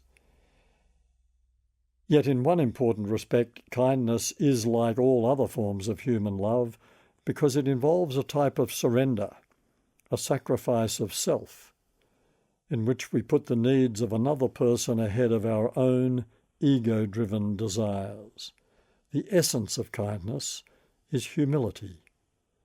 Pride and arrogance are its enemies, just as they are the enemies of romantic or companionate love. You will occasionally hear people recommending the exercise of kindness because it's good for you. You want to live a happier life? Start helping other people. You want to feel better about yourself? Be kinder to other people. Such instrumental approaches to virtuous behaviour, do this for others so you'll receive a benefit yourself, undermine altruism by turning it into a vanity project. They entirely miss the point of virtue, which is that we do the right thing because it's the right thing to do, period. We respond to others' needs because they have those needs, period. We act like members of a cooperative species because the survival of the species depends on us doing so, period.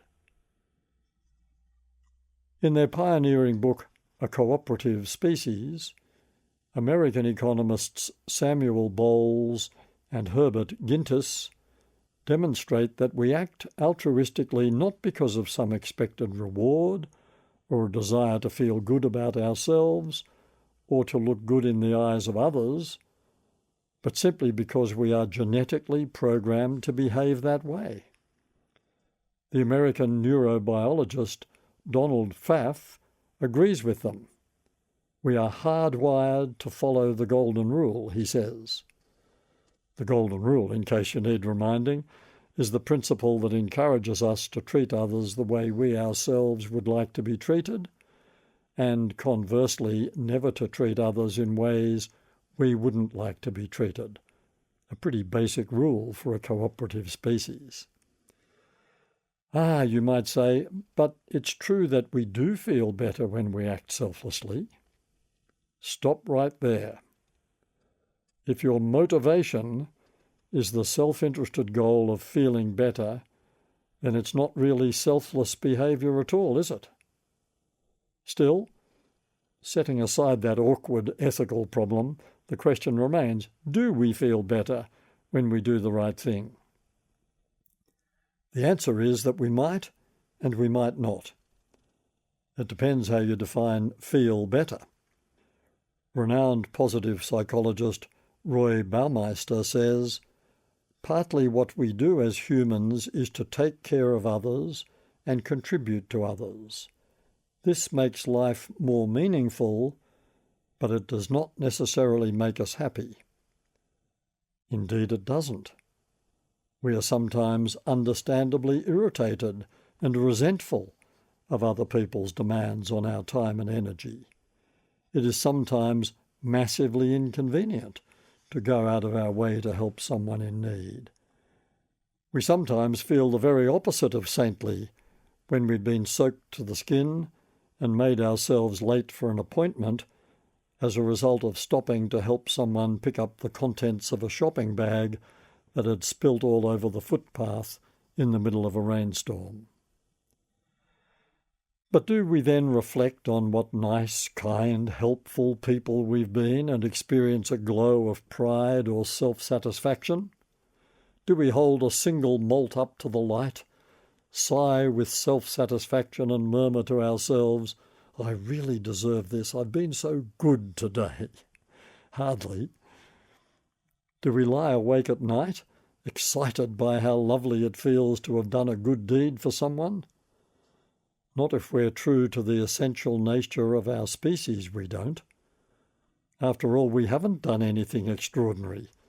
We've simply been human, doing what comes naturally to humans, unless they're distracted by their egos. Acting kindly, altruistically, is not newsworthy. What makes the news is when people fail to respond to someone's obvious need, just walking past someone in distress, paying no attention to a person's cries for help, deciding not to go to the aid of a child being bullied. Let's say you rush into the surf to help someone in difficulty. They'll probably be grateful, but they might be too embarrassed or humiliated to express it. So what? You still did the right thing. Others might notice what you did and give you a thumbs up, and that's an undeniably nice moment of recognition. But what if you stood up and shouted to the crowd on the beach, "Hey, look what I just did"? Any sense of your goodness, your virtue, your altruism would leach out of the moment. It would now seem as if your heroic action was purely self-serving, an excuse for a bit of self-promotion. In other words, you did it for you. The person you saved was the mere instrument you used to feel good about yourself. I know it's a grey area. The person you saved has indeed been saved, so that's a good thing. Fundraisers often appeal to potential philanthropists by promising that they will feel good about themselves when they cough up for a particular charity. As well they might. But if that's their motivation, then it's not purely an act of philanthropy. It's at least partly a search for self-satisfaction. If the condition of giving $10 million to a medical research foundation is that your name will be on the building, then you're doing something quite different from pure altruism. Whatever else you might be doing, you're also bragging. And what would you say of a politician who began showing more compassion towards the unemployed, or people seeking asylum, or pensioners, in response to advice possibly based on those desperately unscientific focus groups, that this would boost her or his personal approval ratings?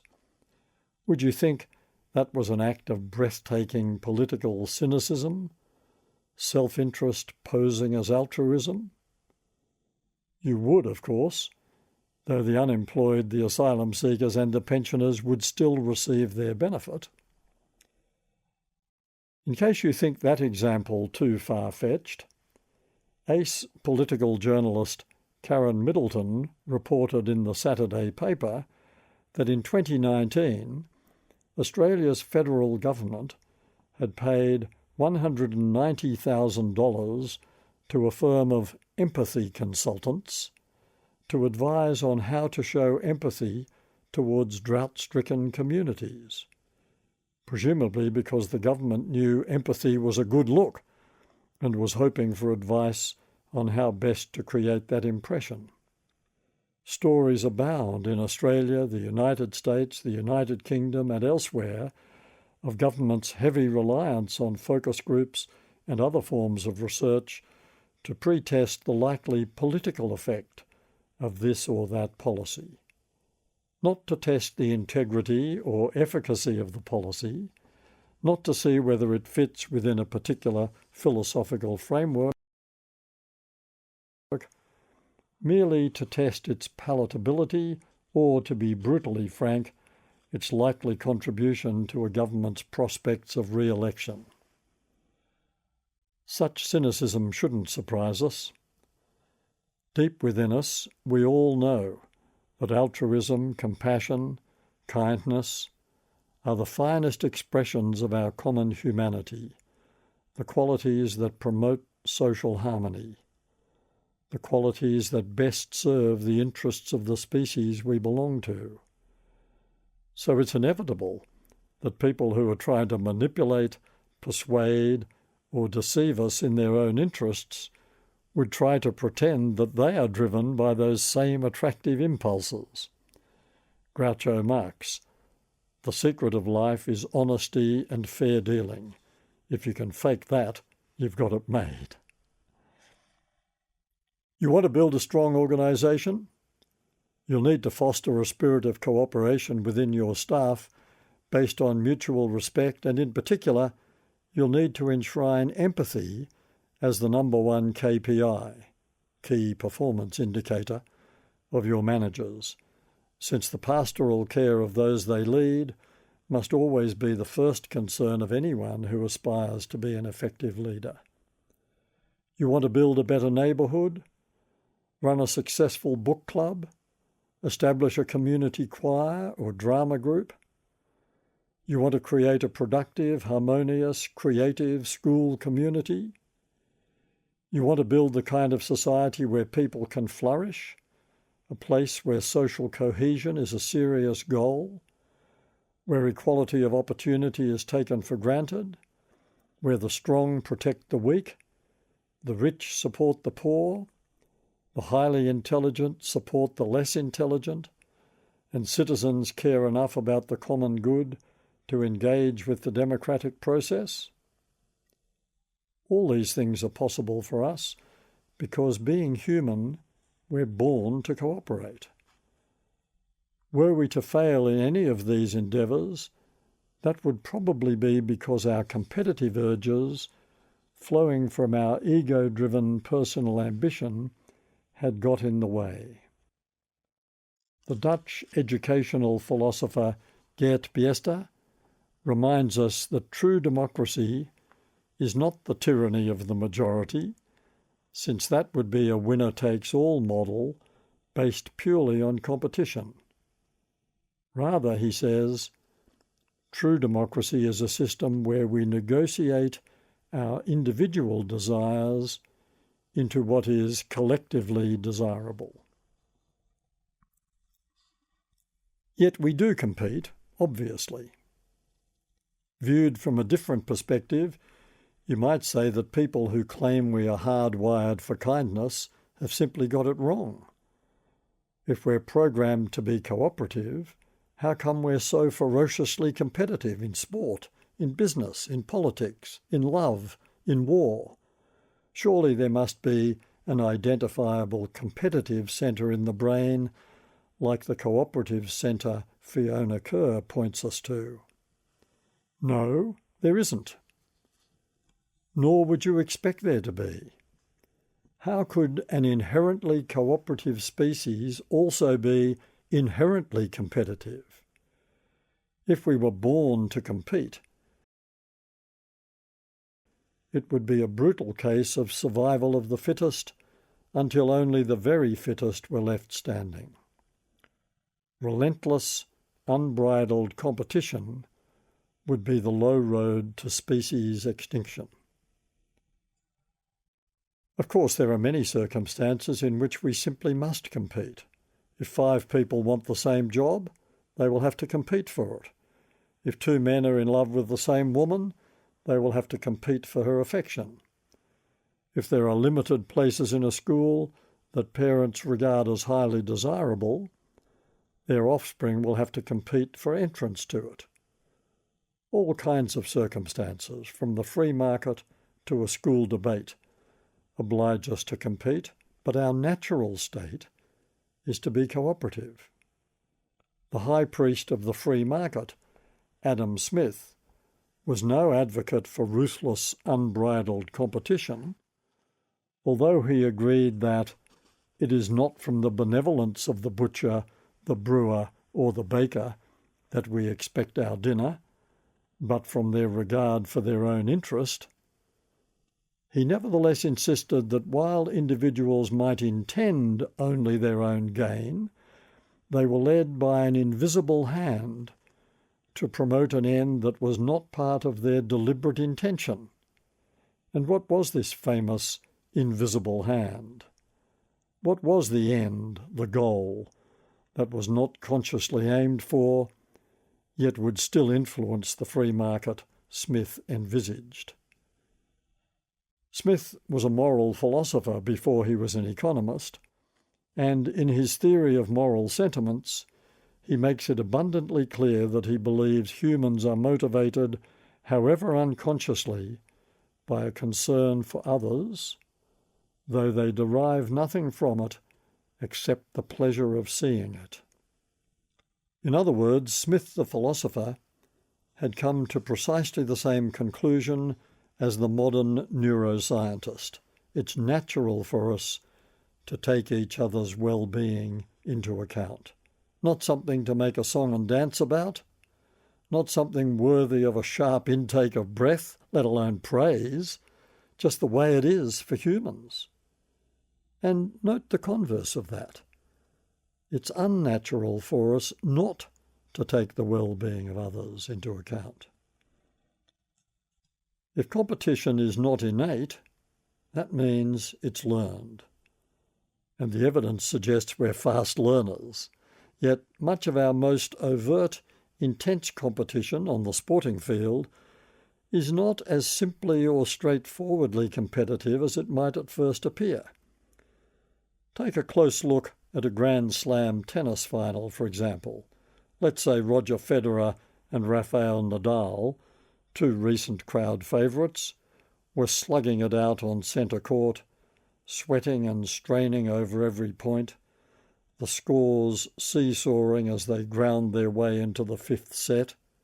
Have you ever seen anything more brutally competitive than those 2 striving for the twin glories of the championship title and the mountainous prize money? But wait, what you were witnessing was a spectacular example of human cooperation at its most refined or its most primitive, depending on your point of view. By entering the tournament, Both players agreed to play by the rules of tennis. They agreed to confine the game to the precisely marked court, for a start, and they agreed to respect the umpire's decision, give or take the odd appeal to a higher authority in the form of Hawkeye technology. They might have grimaced at each other, or occasionally smiled in acknowledgement of a good shot or a piece of luck, but they wouldn't hurl abuse at each other unless they were prepared to pay a hefty penalty, also agreed in advance, and they wouldn't come to blows or use any weapons in the contest other than a racket and ball, unlike the Italian painter Caravaggio, who brutally murdered an opponent who defeated him in a tennis match that was more like a duel than a game.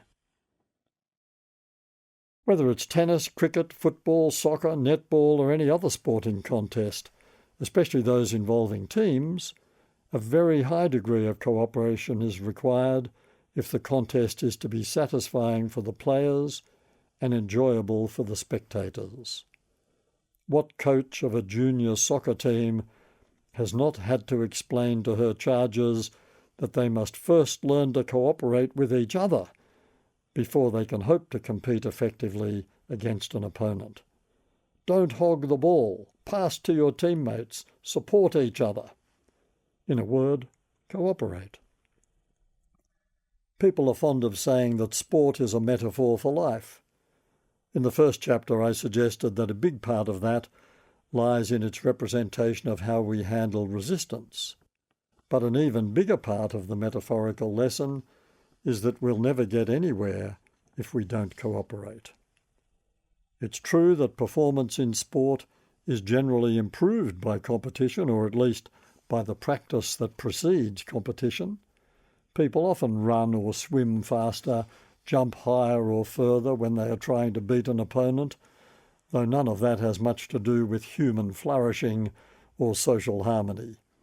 And, it must be said, many people derive maximum fun out of simply kicking a ball or throwing a frisbee to each other without turning it into a competition.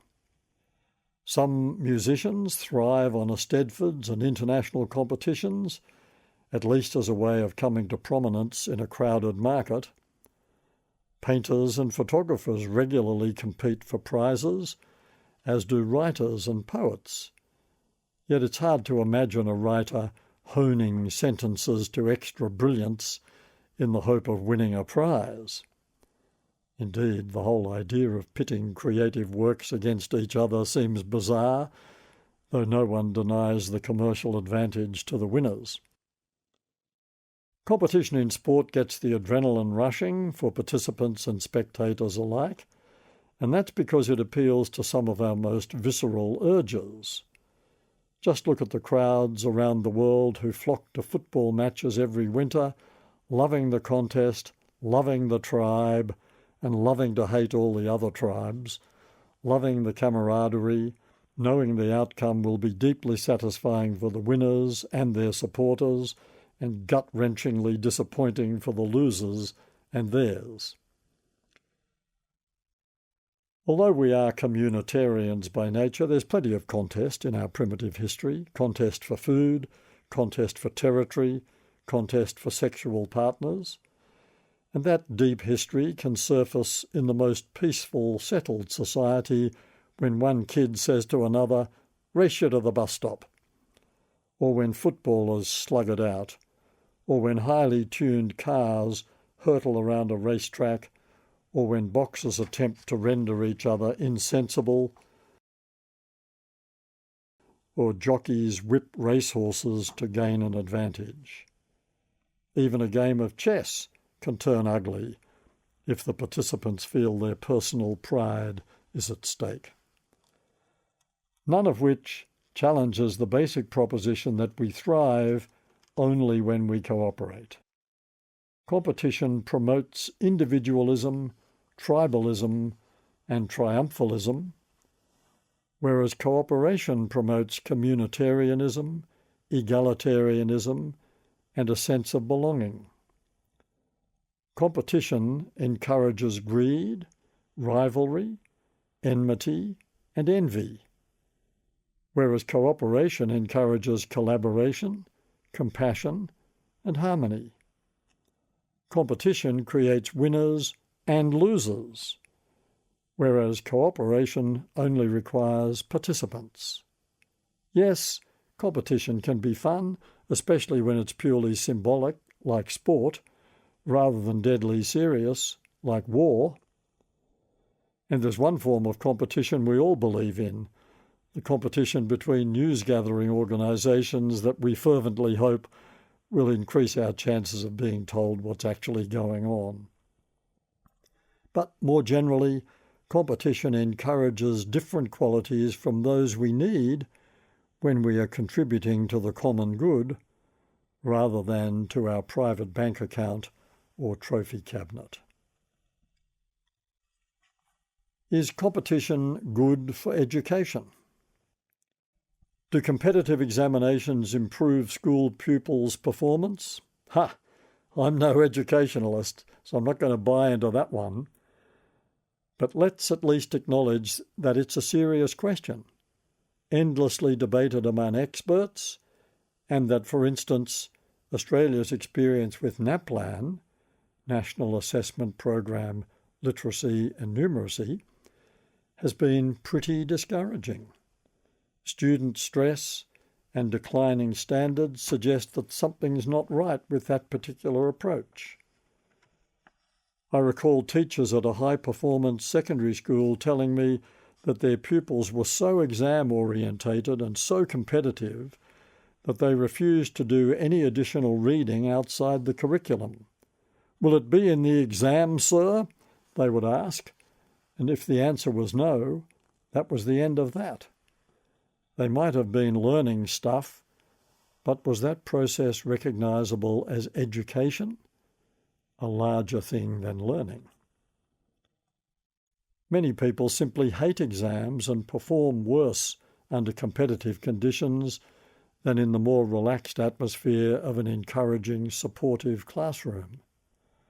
Albert Einstein, reflecting on the conventional exam-based experience of school education, remarked, "It is in fact nothing short of a miracle that the modern methods of instruction have not entirely strangled the holy curiosity of inquiry, for this delicate little plant, aside from stimulation, stands mainly in need of freedom." Carl Rogers, who devoted much of his thought to education as well as psychotherapy, agreed.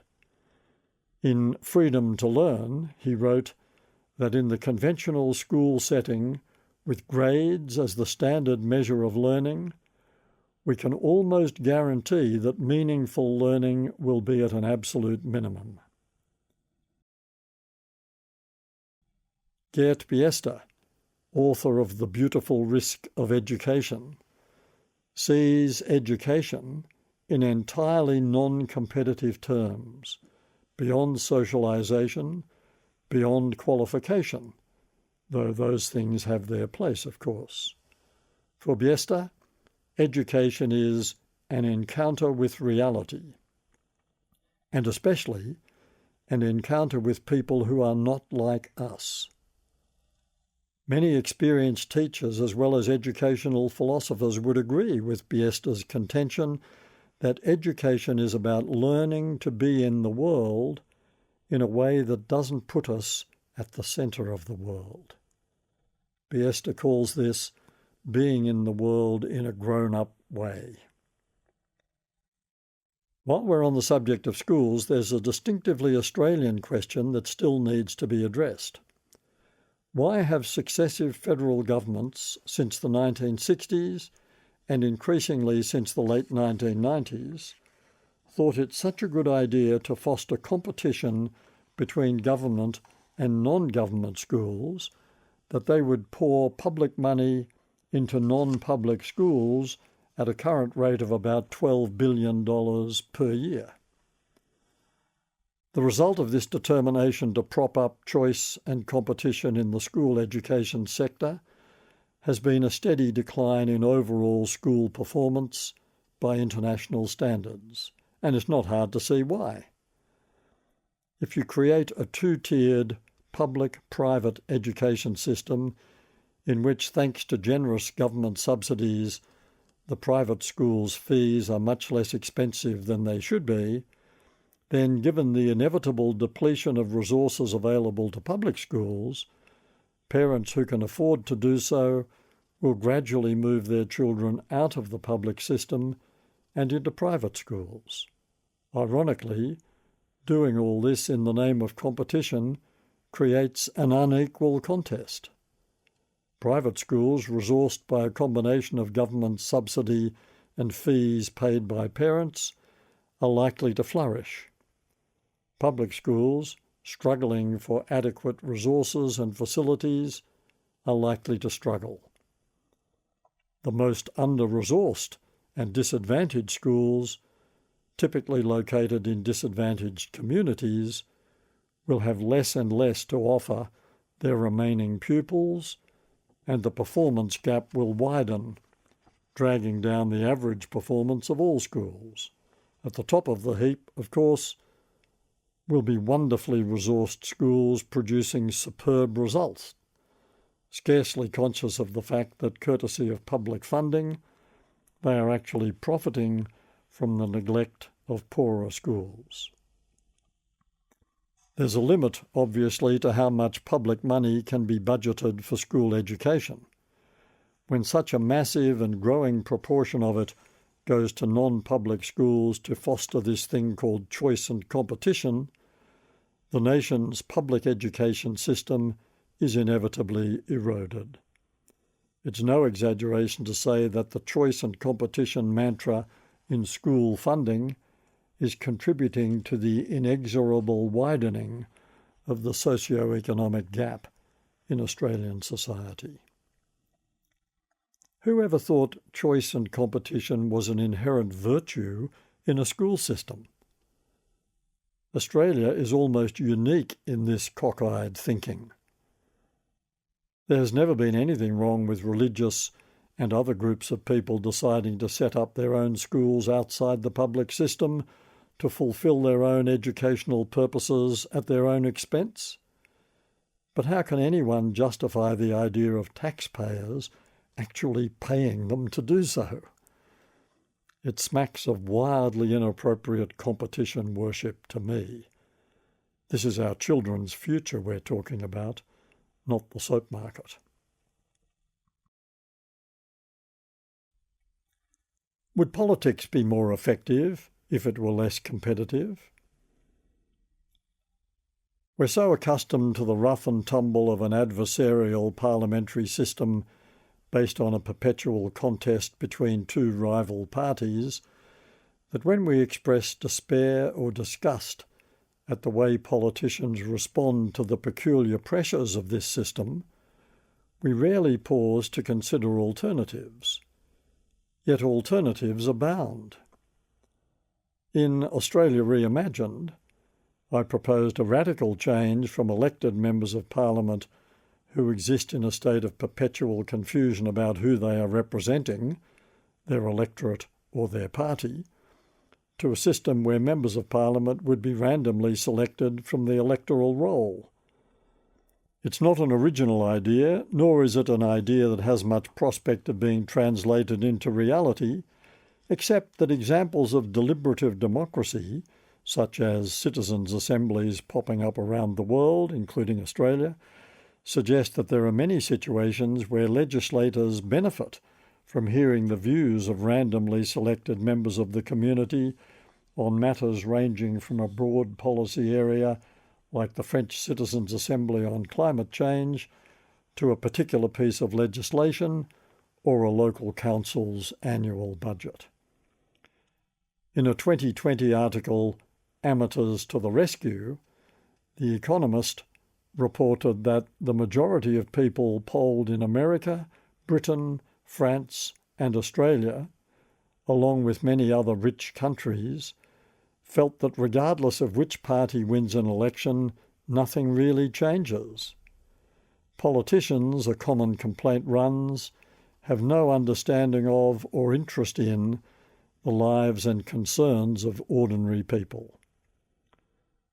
The article noted that citizens' assemblies can help remedy that situation, particularly when it comes to finding solutions to thorny or polarising issues in which politicians have been captured by their party's extremes.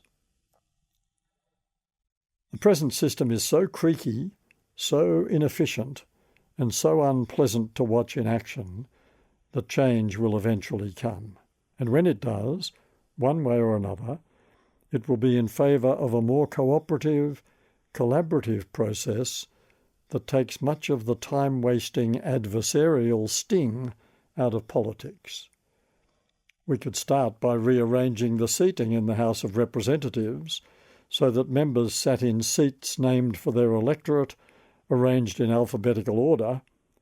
The Prime Minister was elected by the whole Parliament, and ministers with relevant expertise were appointed from outside politics, as in some other parliamentary democracies. The idea of non-elected ministers has been more fully explored by Richard Walsh in Reboot.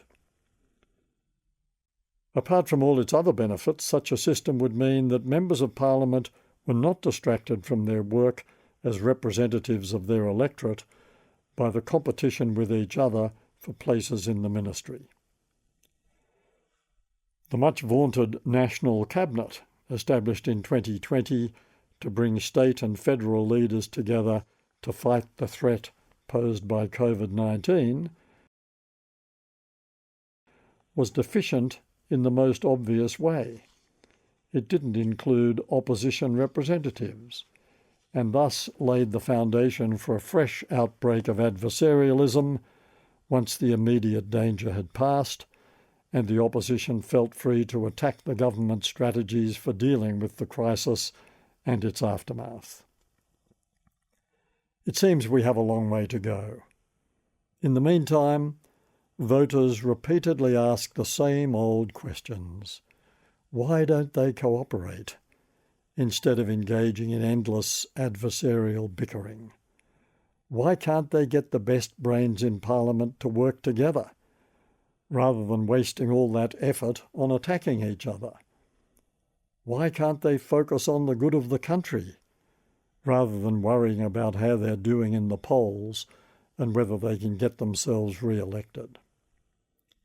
In mid-2020, the Republic of Ireland became an example to the world of how political cooperation can be achieved.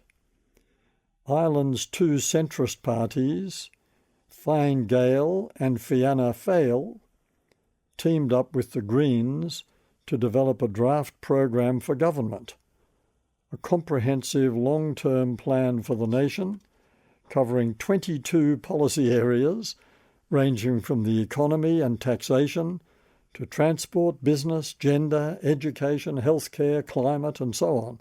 It can be done when all sides of politics come together in the national interest. In that case, the draft program included an agreement between the two major parties to rotate the prime ministership between them. A similarly comprehensive plan was developed for Australia in mid-2020 as post-pandemic policy recommendations by Melbourne's Grattan Institute. But that's a very different thing from parliamentarians themselves coming together to agree on long-term plans in the national interest. In the first chapter, I pointed to the advantages of contested ideas and to the fact that Australian voters like to build some tension in the system so that a government can't get its own way without a struggle. That's true, and so is the proposition that we'd be even better off if that contest of ideas took place in a forum committed to finding pathways to harmonious, negotiated solutions where the goal is compromise, not victory.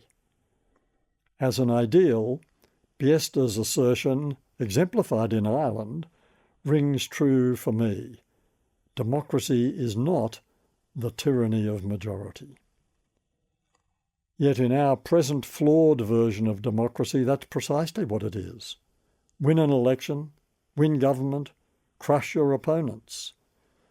Even the courteous tradition of leaders on both the winning and losing sides acknowledging and thanking each other on election night has been trashed in recent years. Is that the most productive atmosphere in which to create a civilised society based on mutual respect, kindness and compassion? Is that the best example our national leaders can offer us and our children? Is there not a better way that is truer to our essential nature? Certainly the persistent message from the electorate is loud and clear. Ease back on the mad, adversarial rhetoric. Cooperate, collaborate, negotiate.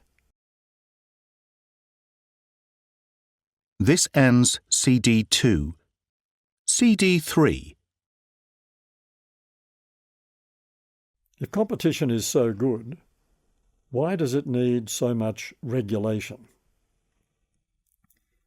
The invisible hand described by Adam Smith in The Wealth of Nations had nothing to do with the unfettered interaction between supply and demand, or some mystical idea of a free market pathway to economic nirvana.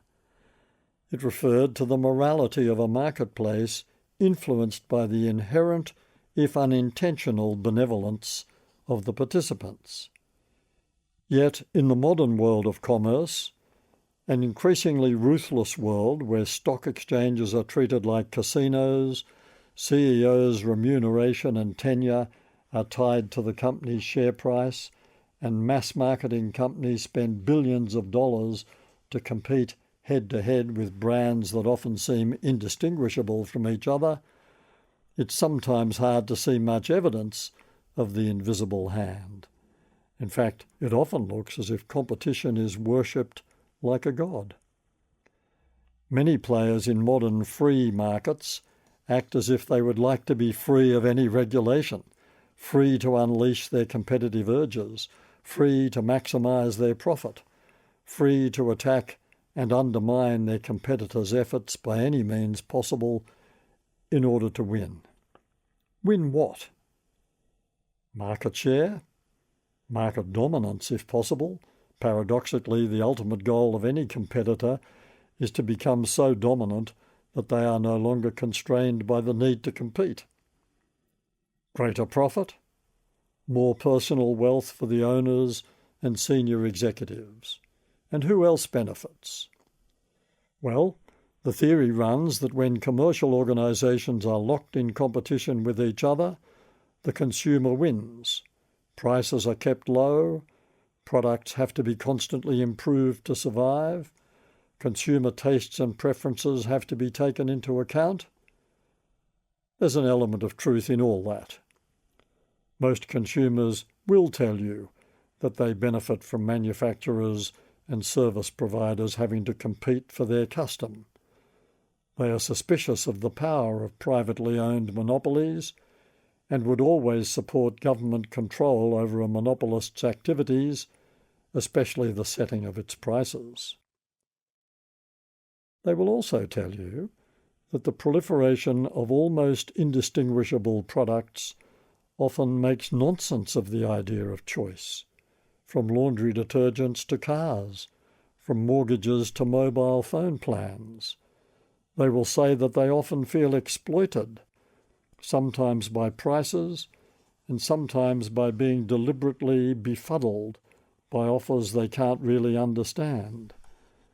They will complain that their favourite products sometimes disappear from the shelves, possibly to be replaced by a new, improved version that seems to be neither.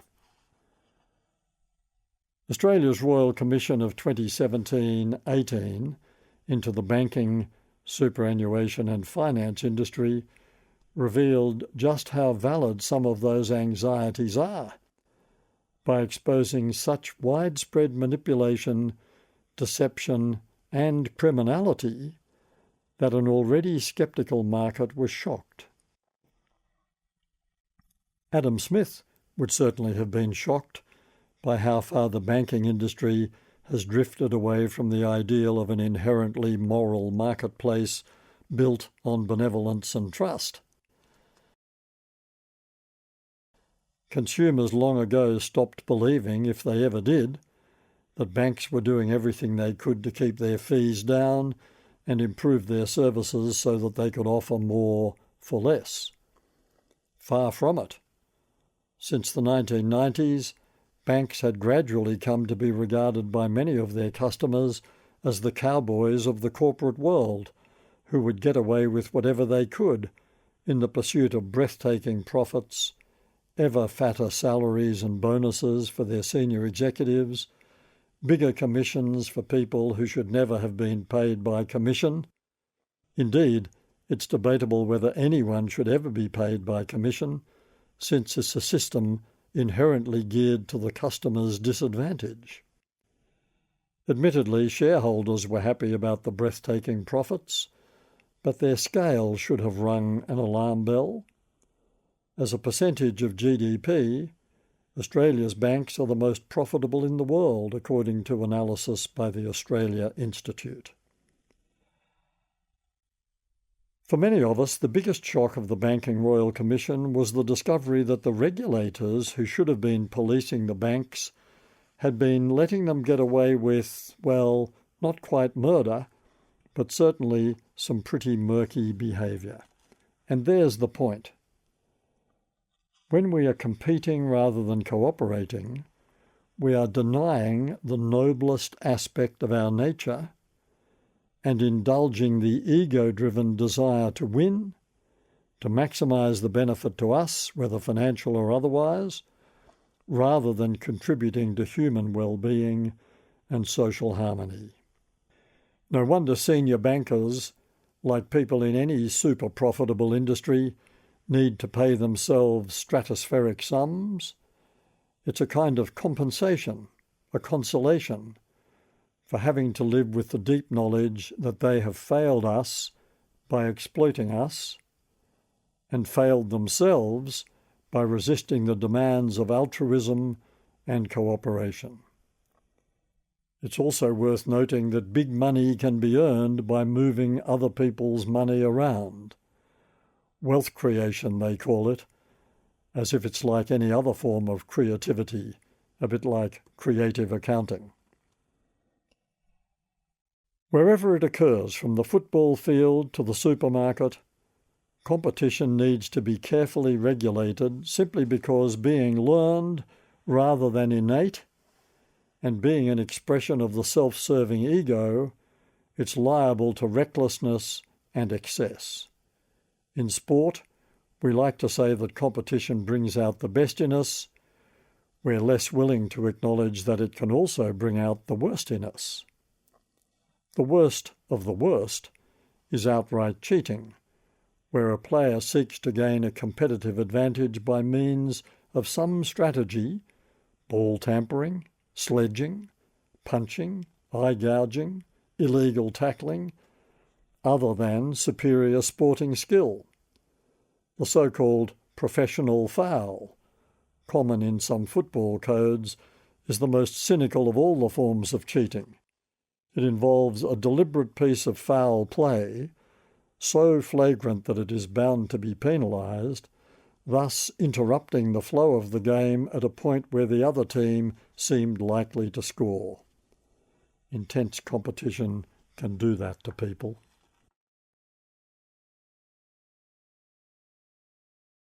The former ALP Senator Graham Richardson wrote an autobiography called Whatever It Takes, in which he suggests that in the heat of political struggle, politicians and their strategic advisors would do whatever it takes to win.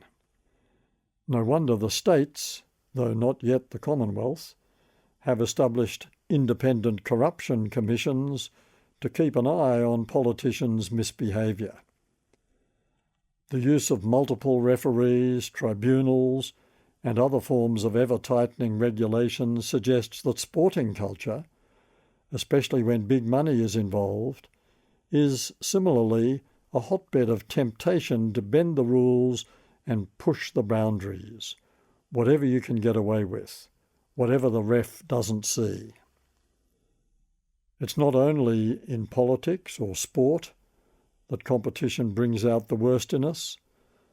The same tendency can be spotted everywhere, from the boardrooms of business to the halls of academe. In a rather prescient address delivered more than 20 years ago, John Harkness, then chairman of the accounting firm KPMG, bemoaned the loss of a sense of collegiality within such professions as accounting and law as the firms became more overtly competitive. He warned that if such a trend continued, there would be an inevitable shift towards more explicit rules and regulations. Competition needs to be regulated, but cooperation doesn't. Can you imagine a Commission for the Control of Social Harmony, or a Department of Fairness in Cooperation, or a law that imposes limits on social cohesion? No. But we know we can't do without things like a Consumer and Competition Commission, though part of its charter is to promote competition by sniffing out collusion, among other things. It is commonly referred to as a watchdog because we expect it to rein in the excesses of a too free, too competitive market.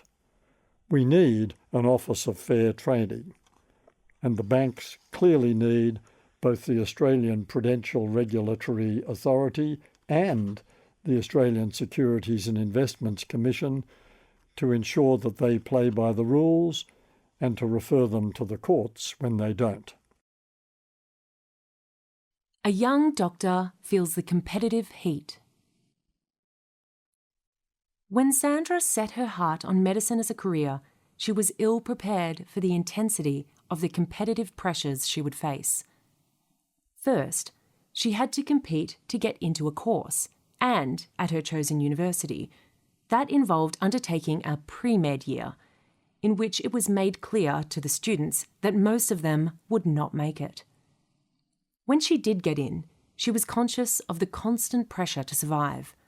Every examination seemed like a sword hanging above the students' heads, as if the faculty were keen to weed out as many of them as possible. Once she progressed to her senior years, the pressure increased as she encountered for the first time the autocracy of the hospital wards she was working in, where the mostly male specialists reigned supreme and bullying, especially of female students and junior doctors, was rife. "Get that dirty little girl out of my theatre," a surgeon once barked when Sandra had thoughtlessly put her hand to her face while observing an operation.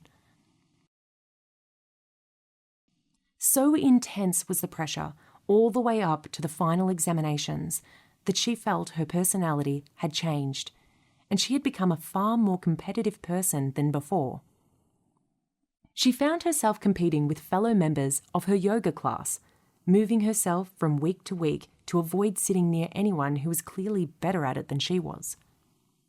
When she decided to specialise, Sandra encountered a fresh and even more intense set of competitive pressures.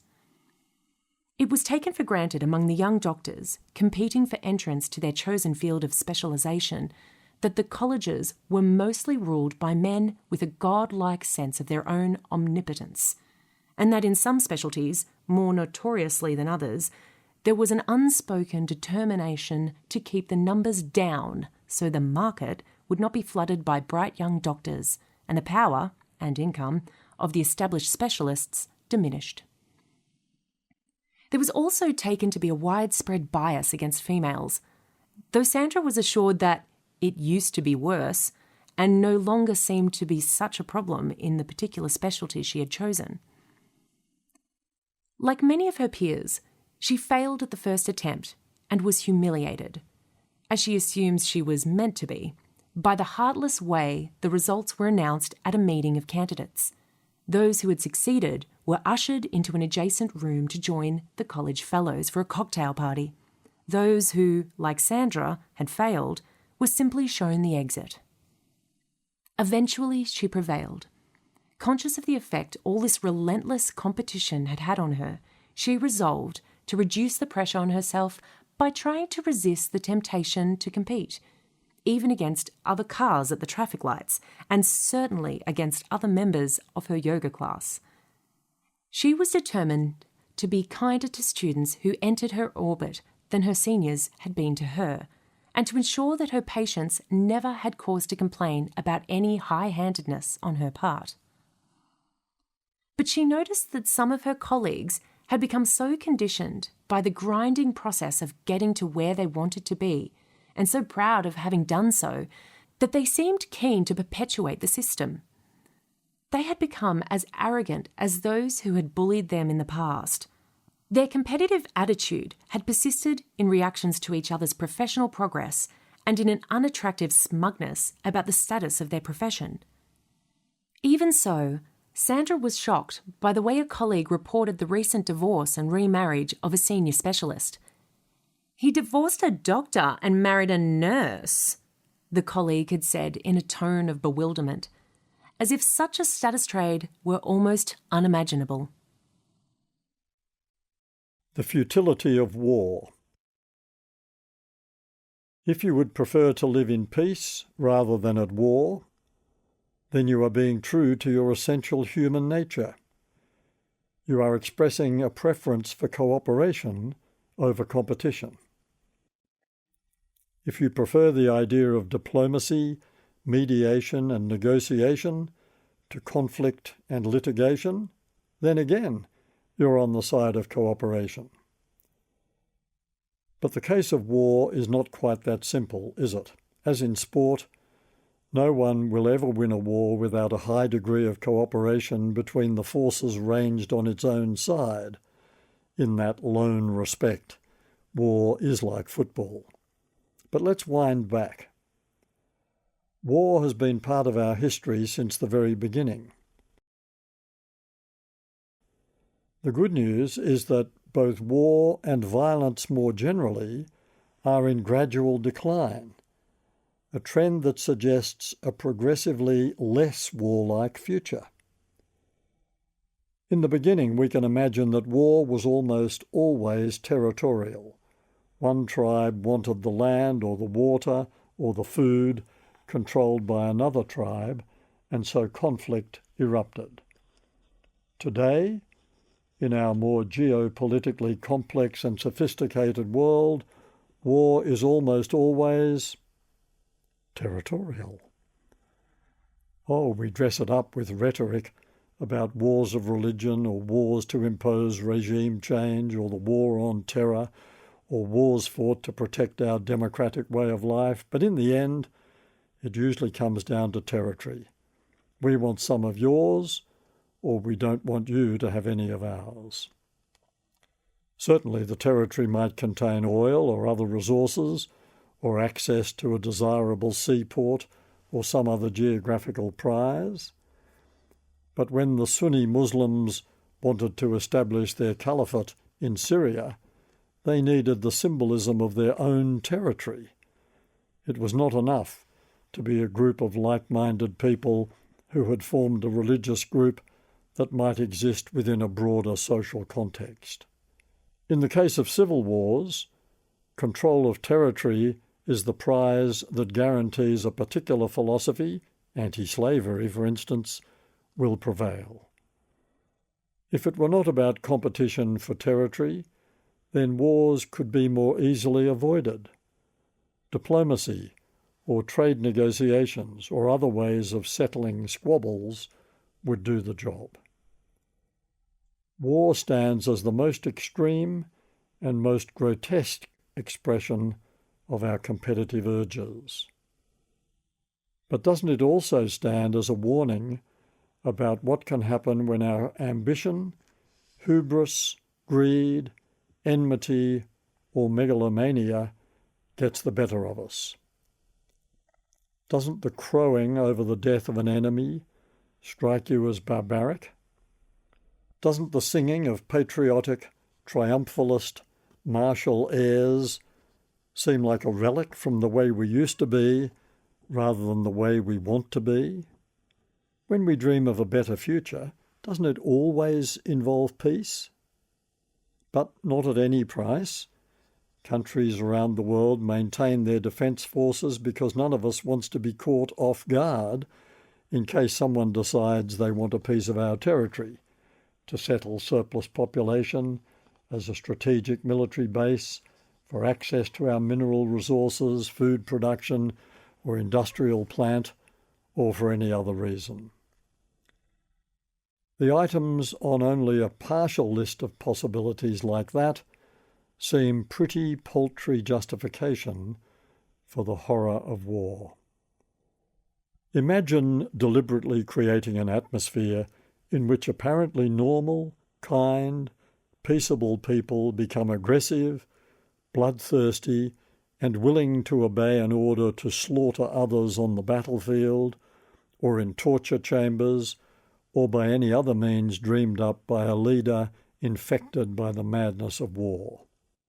Plenty of war historians will tell you that no one ever really wins anyway. Not the way they used to, when the person who declared war almost always won. Not when weapons of mass destruction are widely available and easily deployed, or, at the other extreme, when drone-based weapons can target individuals with surgical precision. Not when the lines between war, political assassinations and terrorism are so indistinct, or when biological weapons could conceivably be unleashed without their impact being recognised as an act of war. Not when wars in places like Syria, Afghanistan and Palestine become a wearying way of life with no end in sight. Rudyard Kipling spoke for every parent who ever lost a son or daughter to a war, and for everyone who lost a parent, partner, or friend when he wrote, "If any question why we died, tell them because our fathers lied." To say that truth is the first casualty of war is to acknowledge that in so many ways we are at our worst when we surrender to the aggressive urge. Even in peacetime, of course, people get drunk and hit each other. People kill each other. People bash members of their own family. Love turns into hate. But war institutionalizes all that aggression on a scale so large, so all-encompassing, the war effort, that its combatants might forget, at least for a while, what it means to be human. Other wars. Although we abhor the reality of war and its aftermath, we love applying the word to all kinds of conflicts: the war on drugs, trade wars, the propaganda war, price wars, and the long-running gender wars. Once you're into war talk, of course, you're inevitably into winners and losers, and that's a dangerous frame of reference for something as culturally significant and desirable as the struggle for equality of opportunity for everyone. It's the perpetuation of the conflict model that explains why some feminists who led successive waves of the gender revolution have come to feel despondent, as if they sense that the revolution has stalled, or even in the words of pioneering activist Eva Cox, feminism has failed. Feminism has not failed. It gave momentum to a glorious revolution that was way overdue and powered it through its most bitter periods of early struggle. But now there is a sense of something being off-key, as if the very word feminism, with its connotations of opposition to masculinism, or, let's be frank, male supremacism, might have lost some of its old magic. If we are all, women and men, to see this revolution through to its conclusion, then it is certainly time we dropped the language of competition and conflict and adopted the more appropriate language of cooperation. It's time we stopped talking about women's rights and spoke only of extending human rights to everyone. It's time we took the remaining small step from feminism to egalitarianism and recognise the need to correct any inequality, whether gender-based or otherwise, in the name of social justice. As long as we keep using the same old adversarial language, we will find ourselves continuing to fight the same old battles and meeting the same old resistance from the same old men. Worse, we will continue to exclude all the LGBTIQ plus people for whom militant feminism refers to combatants in a war that seems to have nothing to do with them.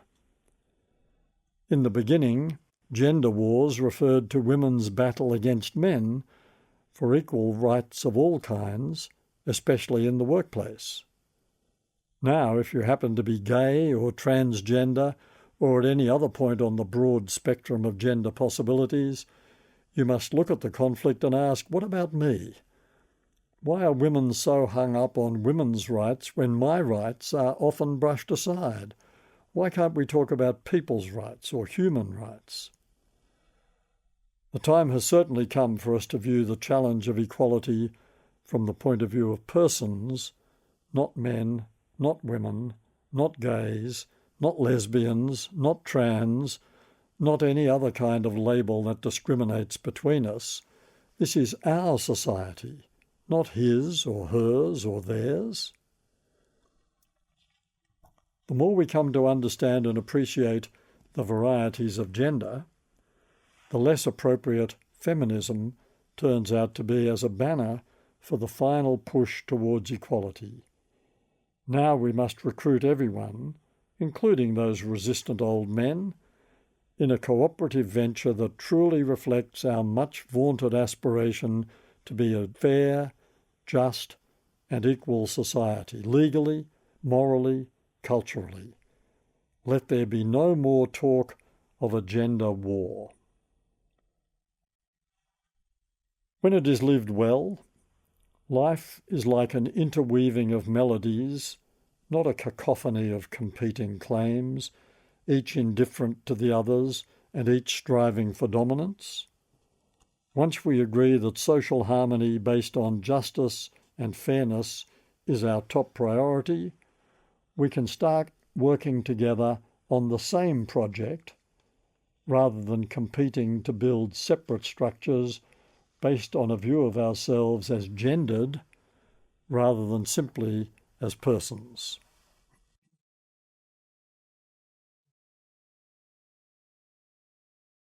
In the field of consumer mass marketing, which often looks like competition at its most naked, the manufacturing and marketing companies know that the all-out war of direct competition is the worst way to proceed.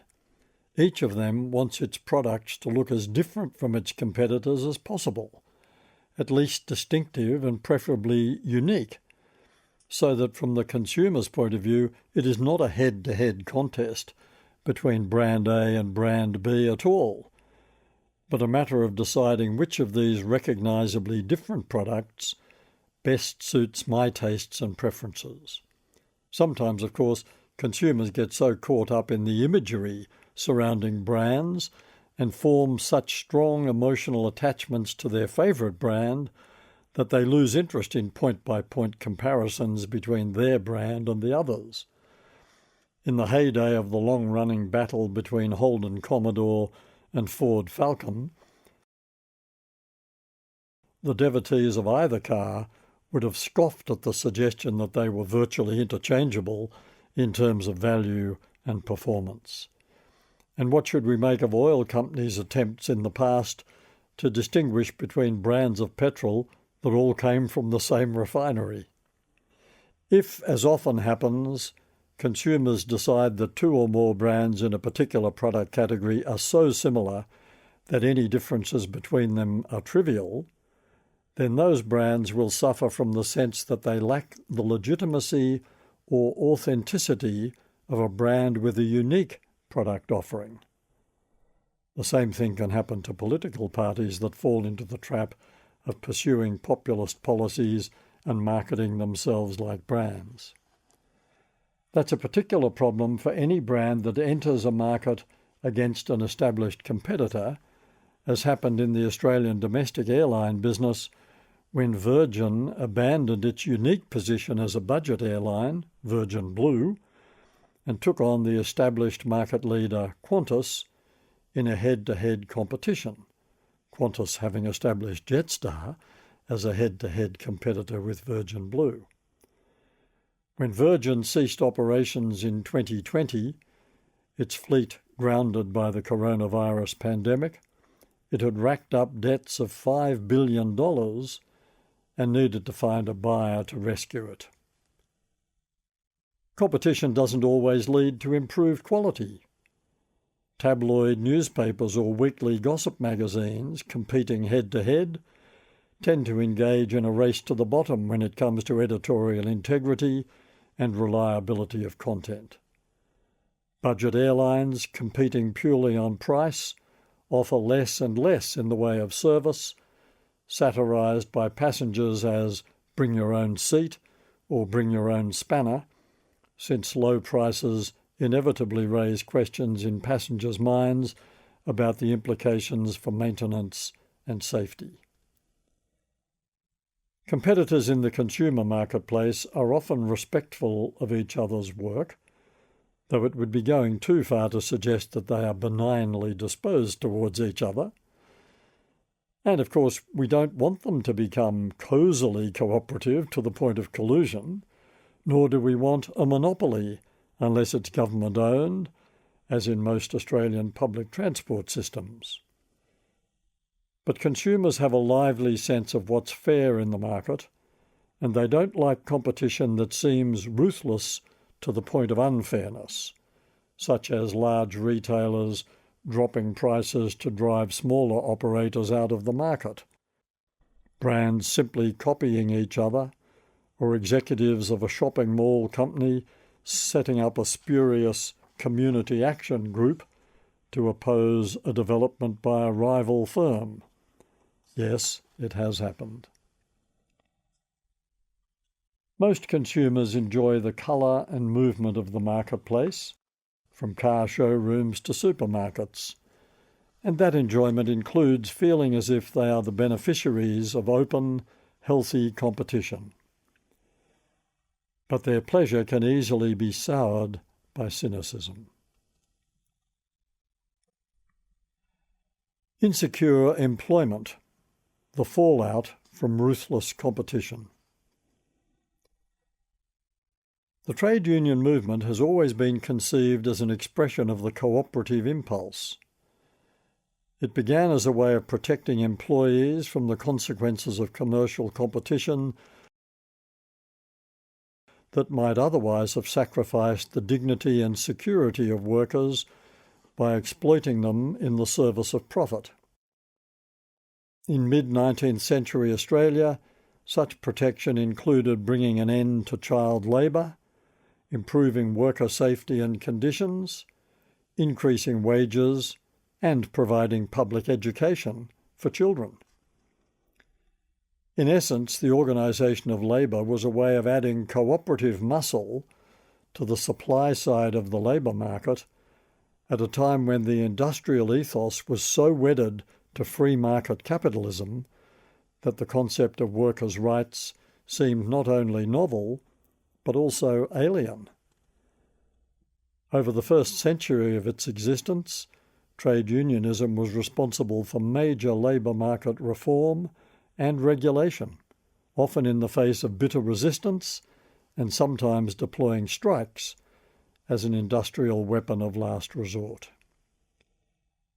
During the past 40 years, support for trade unionism has steadily declined in terms of both public sympathy, they pushed too hard, they went too far, and the number of workers joining unions.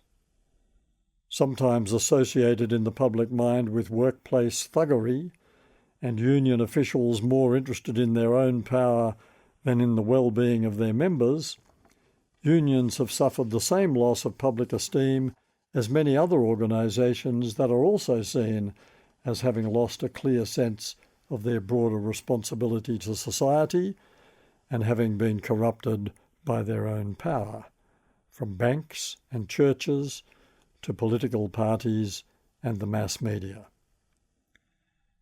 Now, with the labour market showing fresh signs of exploitation of workers under the influence of a quarter century of rampant neoliberal capitalism and its encouragement of an ever more ruthless pursuit of profit, the situation seems ripe for a revival of organised labour in some form.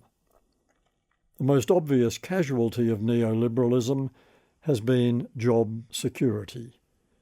The rise of casual and temporary employment is most starkly symbolised by the so-called gig economy, whereby workers pick up casual and inherently insecure jobs, rather like musicians obtaining casual and inherently insecure gigs in the entertainment industry. But it doesn't stop there. With more than 25% of Australian workers now having casual jobs or short-term contracts, rather than more traditional open-ended employment, the sense of job insecurity is endemic. It's most apparent in the hospitality industry. But as competition for students increases in the highly competitive tertiary education market, universities are increasingly being run as commercial businesses.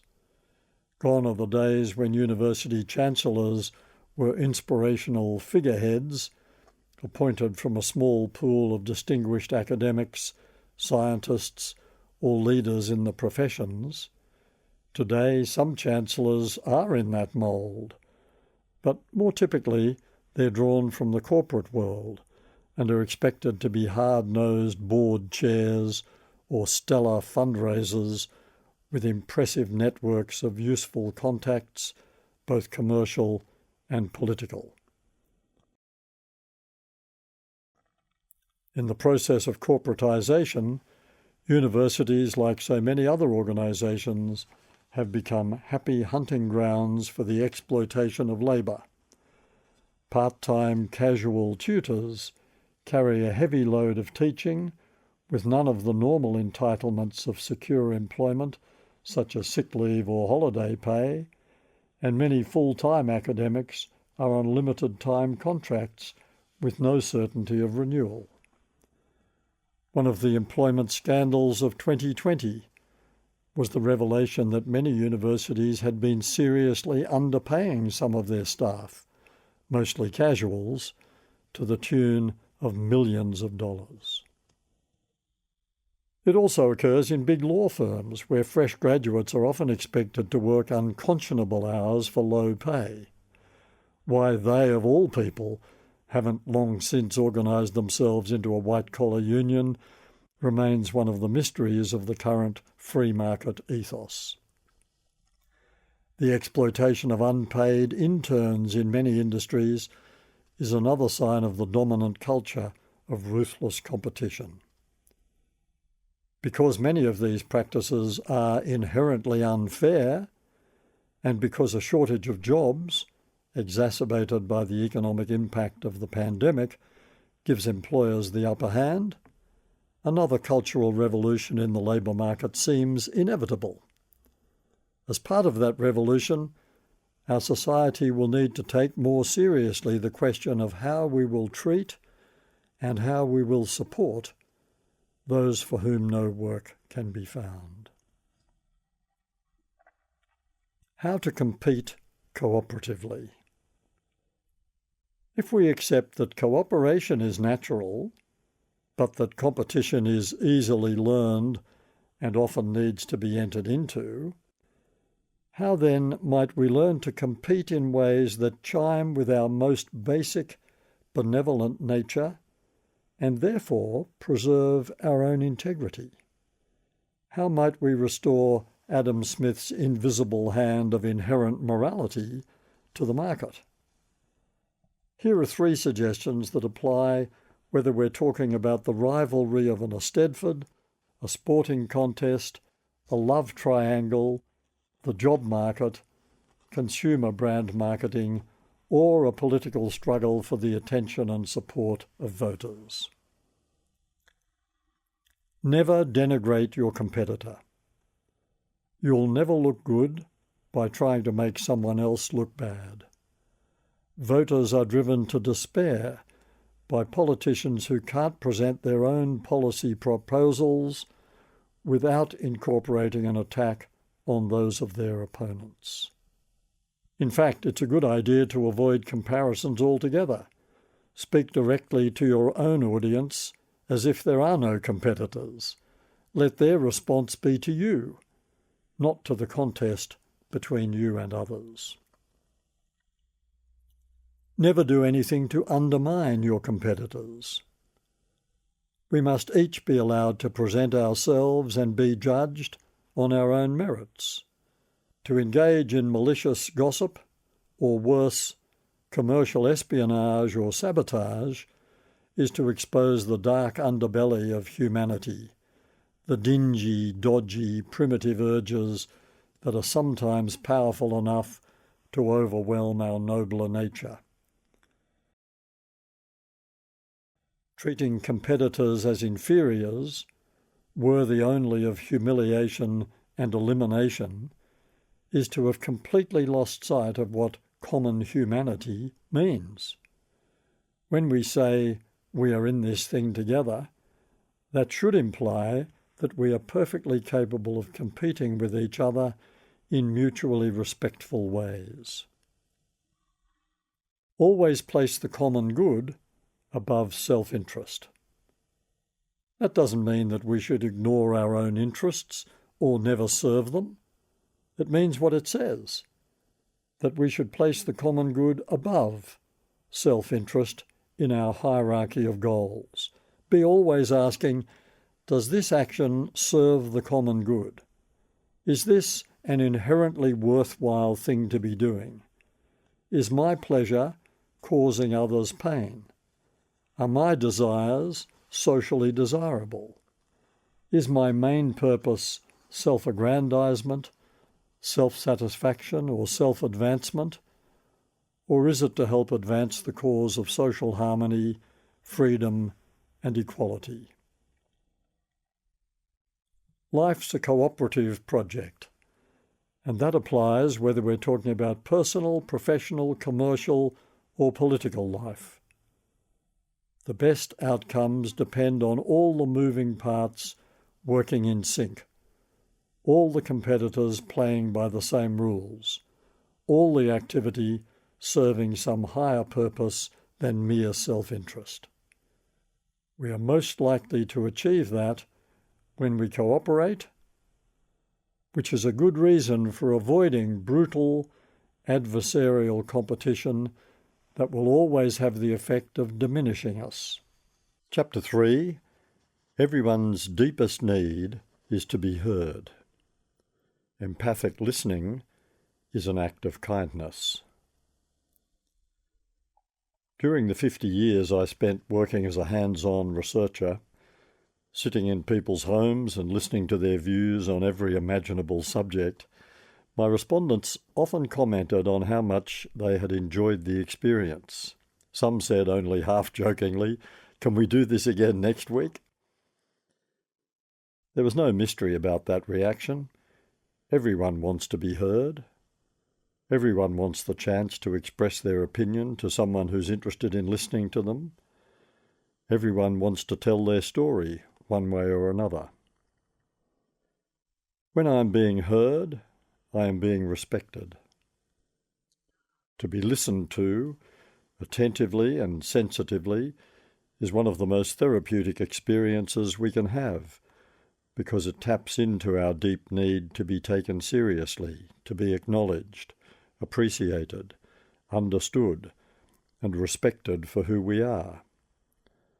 That's why people enjoy being respondents in research projects that allow them freedom to express themselves without the constraint of a formal questionnaire.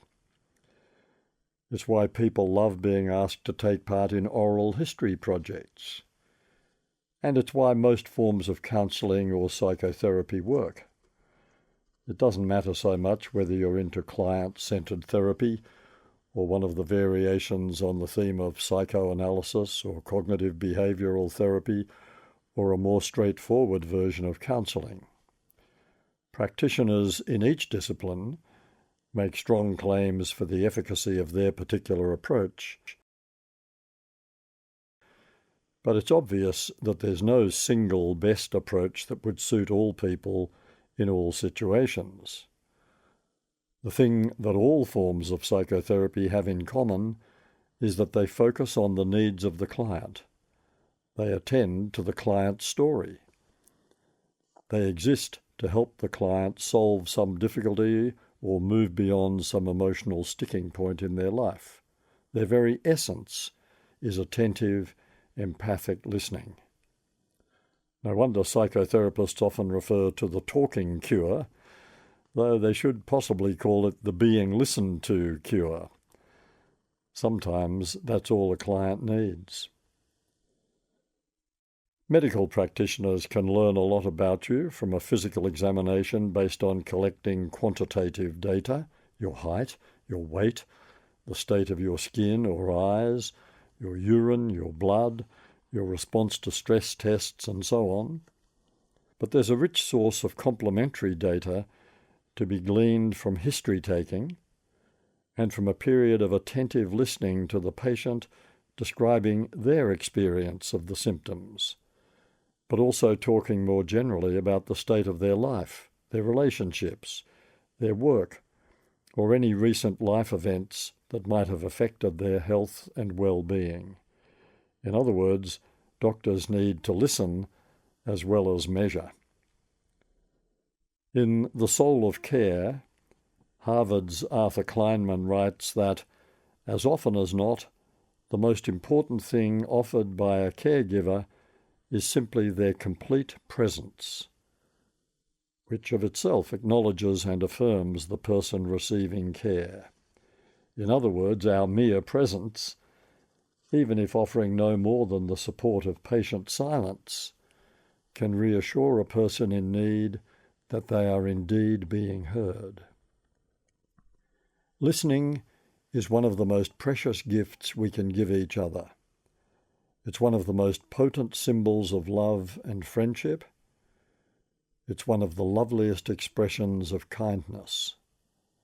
It's one of the greatest sources of encouragement to the discouraged, confidence to the insecure, and comfort to the emotionally wounded. It has to be the right kind of listening, of course. Few things are as irritating as someone who says, "I hear you," in a way that suggests they might have heard the sound of your voice, but not attended closely to the meaning, the feelings, the desires, the emotional valency that lies behind the words. There's a big difference between the physiology of hearing and the psychology of listening. The kind of listening that assures someone they have really been heard is a form of self-sacrifice. Here's what it involves: setting aside our own prejudices and preconceptions. Let me offer you a metaphor I find useful whenever I need to remind myself what's really involved in offering someone the therapeutic gift of attentive listening. I think of my mind, and everyone else's, as existing within an invisible psychological cage. The bars of the cage comprise all the things I know: my attitudes, values, beliefs, convictions, expectations, and all my prejudices. This mind cage is an impressive edifice. After all, I've spent a lifetime constructing it. Some of its bars, the strongest ones, have come from my own direct experience. Some from things I've been explicitly taught in the family or in the classroom. Some I have learned implicitly from the example of people I admire, respect, love, and wish to emulate. Cage sounds like a prison, and it's true that we are all prisoners to some extent of our own knowledge, beliefs and prejudices. Once we feel certain of something, why should we entertain alternatives? There is a good reason, and we'll come to that. But our cage feels like the very opposite of a prison. It's a vital part of the equipment we use for being in the world. Inside it, we feel safe and secure. My cage has been constructed out of my learnings, my beliefs, my convictions. These are the fruits of my experience. In sum, this is my very own point of view, hard won, built out of the fabric of my very own life. You don't like it? You accuse me of being blinded by my prejudices? Try living my life and see what you come up with. Okay, your life has been different from mine. Your experience is as valid for you, unique to you, as mine is to me. So where do we go from here? Here's the nub of the listening problem. Here's the reason why being truly heard is so precious.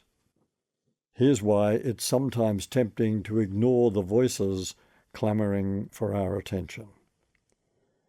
From inside the mind's cage, everything I see or hear is filtered through my prejudices and preconceptions.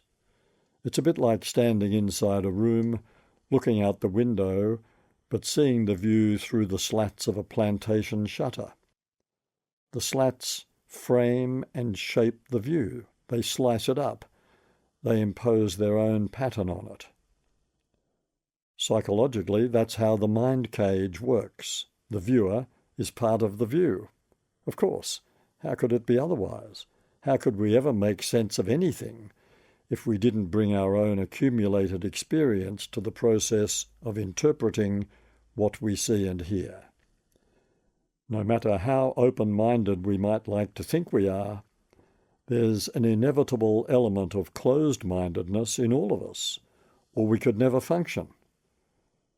If you were persuaded by every argument put to you, you'd be an intellectual and emotional mess. Fortunately, your cage saves you from that, but it does increase the chance that you'll miss things you might have been better off attending to. Education can be either a great cage builder or a great protection against building too strong and inflexible a cage. At its best, it alerts us to the dangers of becoming blinkered by our knowledge to the point where we can't see beyond it. At its worst, it creates those very blinkers. People with professional qualifications are especially vulnerable to the narrowed focus of specialized knowledge. From the limited perspective of their highly educated specialty, they might miss all kinds of interesting stuff they simply don't see because their own point of view, their own preconceptions, their own expectations gets in the way. And it's the same for people with passionate convictions.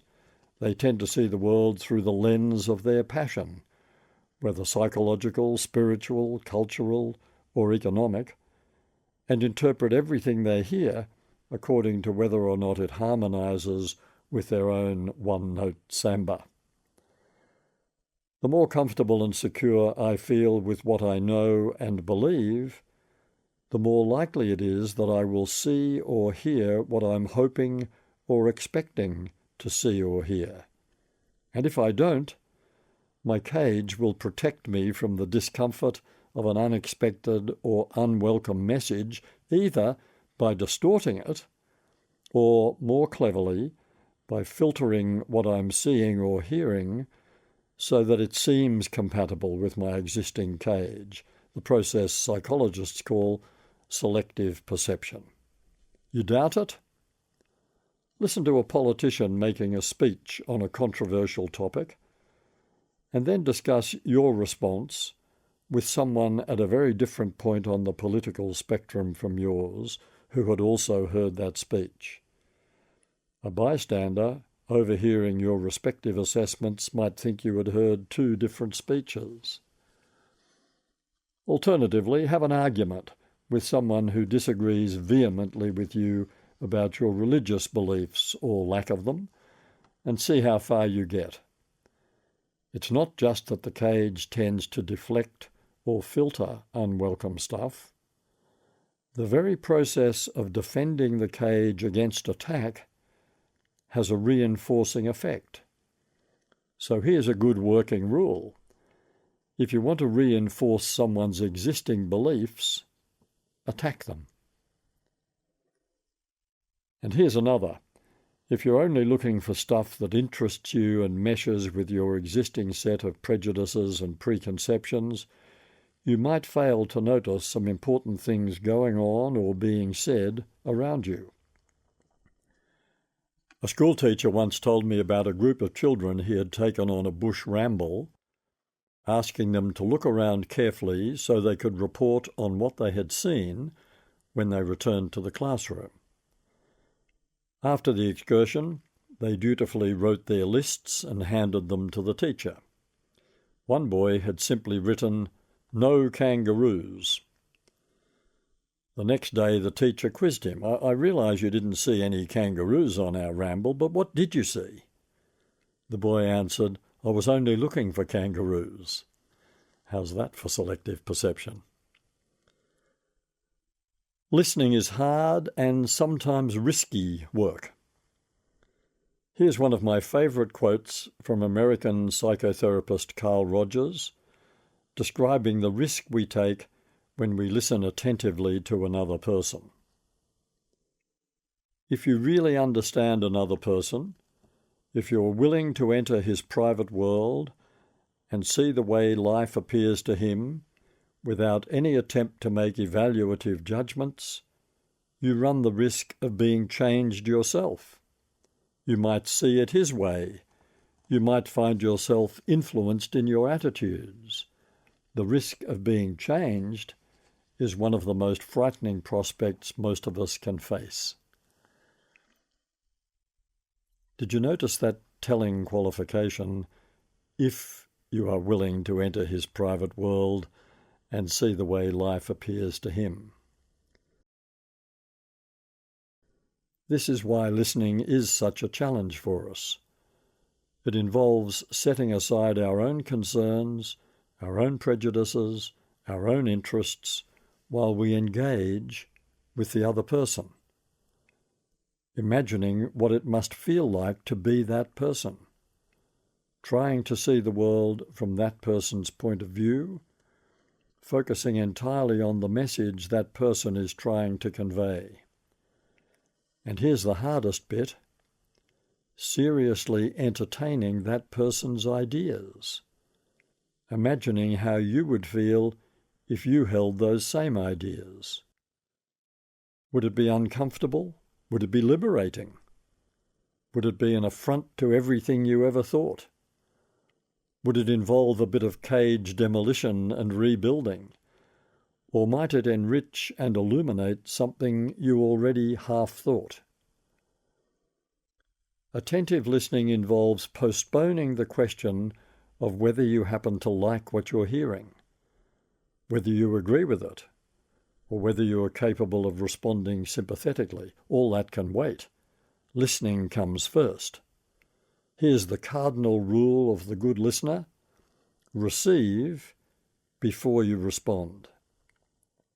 In other words, attentive, sensitive, empathic listening involves stepping outside the comfort and security of your own cage, briefly freeing yourself from all those preconceptions, and trying to imagine what it must be like to inhabit the cage of another person. For Rogers, this is best done in a spirit of what he calls unconditional positive regard. That is, remaining non-judgmental, acceptant, open and generous in our willingness to hear the other person's story before we respond to it. This highly disciplined, other-centred approach to listening doesn't come naturally to us. It's more natural to start reacting as soon as you start hearing. It's more natural to be composing your response while the other person is still talking. It's more natural to be testing what you're hearing against your own knowledge of the subject, your own attitudes, and your own teeming prejudices. Listening is not only hard for us because it obliges us to put all our prejudices, preconceptions, and preoccupations aside while we concentrate on what this person is trying to tell us. It's also hard because it slows us down. It tests our patience. Most people speak at a rate of about 125 words per minute, whereas most of us think, when we're thinking in words, at a rate of about 500 words per minute. Problem: what are we going to do with the excess capacity, let's say 375 words per minute? The temptation to think about other things can be overwhelming. The potential for being distracted is immense, especially if you're listening to a lecture, where the rate of speech is typically a bit slower than in normal conversation. How do we resist those temptations? The best way is to use up our thought speed on the task of listening, attending closely to the tone of voice and rate of speech, as well as the words, concentrating on the facial expressions, gestures, and other bits of body language that might be emphasizing or contradicting the words themselves, trying to identify the main themes in what the person is saying, especially noting repetitions and contradictions, trying to listen to the whole person, not just the words. This is what active, attentive listening means. It takes practice, discipline, commitment, and, of course, the courage to face the possibility of being changed by what you hear. When someone says of a relationship breakup, "It came out of the blue," you know they can't have been listening. They can't have been paying attention. No relationship that has deep significance for us will ever be blue skies all the way. Falling in love is a wonderful blue sky moment, and loving partnerships, like enduring friendships, bring us many of those. But humans are frail, flawed, and complex, and so are our deepest and most meaningful relationships. Happily ever after is one of the most dangerous seductions of the blue sky fantasy, because it pretends that disruption and uncertainty won't be part of the deal. Prove that you've heard me. When someone has been listening to us, we need them to demonstrate that they've got the gist of what we've been trying to say. We need to hear our own message played back to us, not to prove the listener agrees with us, but simply to reassure us that we've been expressing ourselves clearly and that our message has been understood. We don't need them to accept what we say, but we do need them to accept that this is what we think. Disagreement can come later. Remember, receive before you respond. In the traditional Oxbridge approach to university education, the contest of ideas was central. Historian Tony Jute described his experience of working with his Cambridge tutor, John Donne, thus: "He introduced me to the challenges of intellectual history by the simple device of listening very intently to everything I said, taking it with extraordinary seriousness on its own terms, and then picking it gently and firmly apart in a way that I could both accept and respect." Kindness was an essential part of the contest. As listeners, we can offer proof of our attentiveness not only by sympathetic nodding and smiling, but also by making comments that show we are keeping up, So you feel as if it sounds like, let me be sure I got that straight. Are you saying an occasional accompanied by eye contact can be an encouraging sign that you're fully engaged, and please go on is like music to the ears of a person needing to be heard. That kind of listening doesn't merely equip us to respond sensibly to what we're hearing. It doesn't merely qualify us to respond. Far, far better than that, it reassures the speaker that someone is actually taking them seriously enough, valuing them highly enough, to be bothered listening to them. What a gift. Sadly, the converse is also true. If you don't listen properly, if you listen half-heartedly, if you engage in mock listening, where you stick a sincere look on your face while letting your mind drift towards someone you'd rather be talking to or something you'd rather be doing, then guess what impression you've created. Without needing to say a word, you have conveyed that you don't take this person seriously enough to bother listening attentively to them. Do you think that would be hurtful? Would that be a message you'd ever want to convey explicitly to a partner, a friend, a child, a colleague? There's nothing wrong with not listening as long as you make it clear that this is not a moment when you can give yourself to listening. But to pretend to be listening when the speaker knows your heart isn't in it is a particularly nasty form of insult, the very opposite of kindness. Teenagers complain that their parents don't listen to them. Parents complain that their teenage offspring don't listen to them. Older people often complain that society has lost interest in them on the basis of their bleak impression that no one listens to me these days, people don't take me seriously anymore. Somewhat cruel support for that view comes from the advice sometimes given to the elderly. If young people want to know what life was like in your day, they'll ask you. Implication, they never will, so don't waste your breath trying to tell them.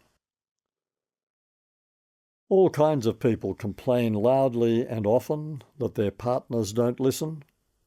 Sadly, the complaint is often that they don't listen in the way they used to, when the relationship was younger and stronger, and they took more delight in each other and possibly showed more respect towards each other too. My mother was a renowned listener.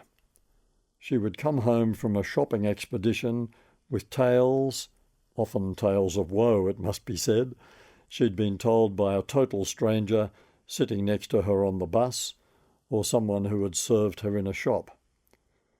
I must have a sympathetic look on my face, she would say, rather mystified by the fact that people seemed so willing to bare their souls to her.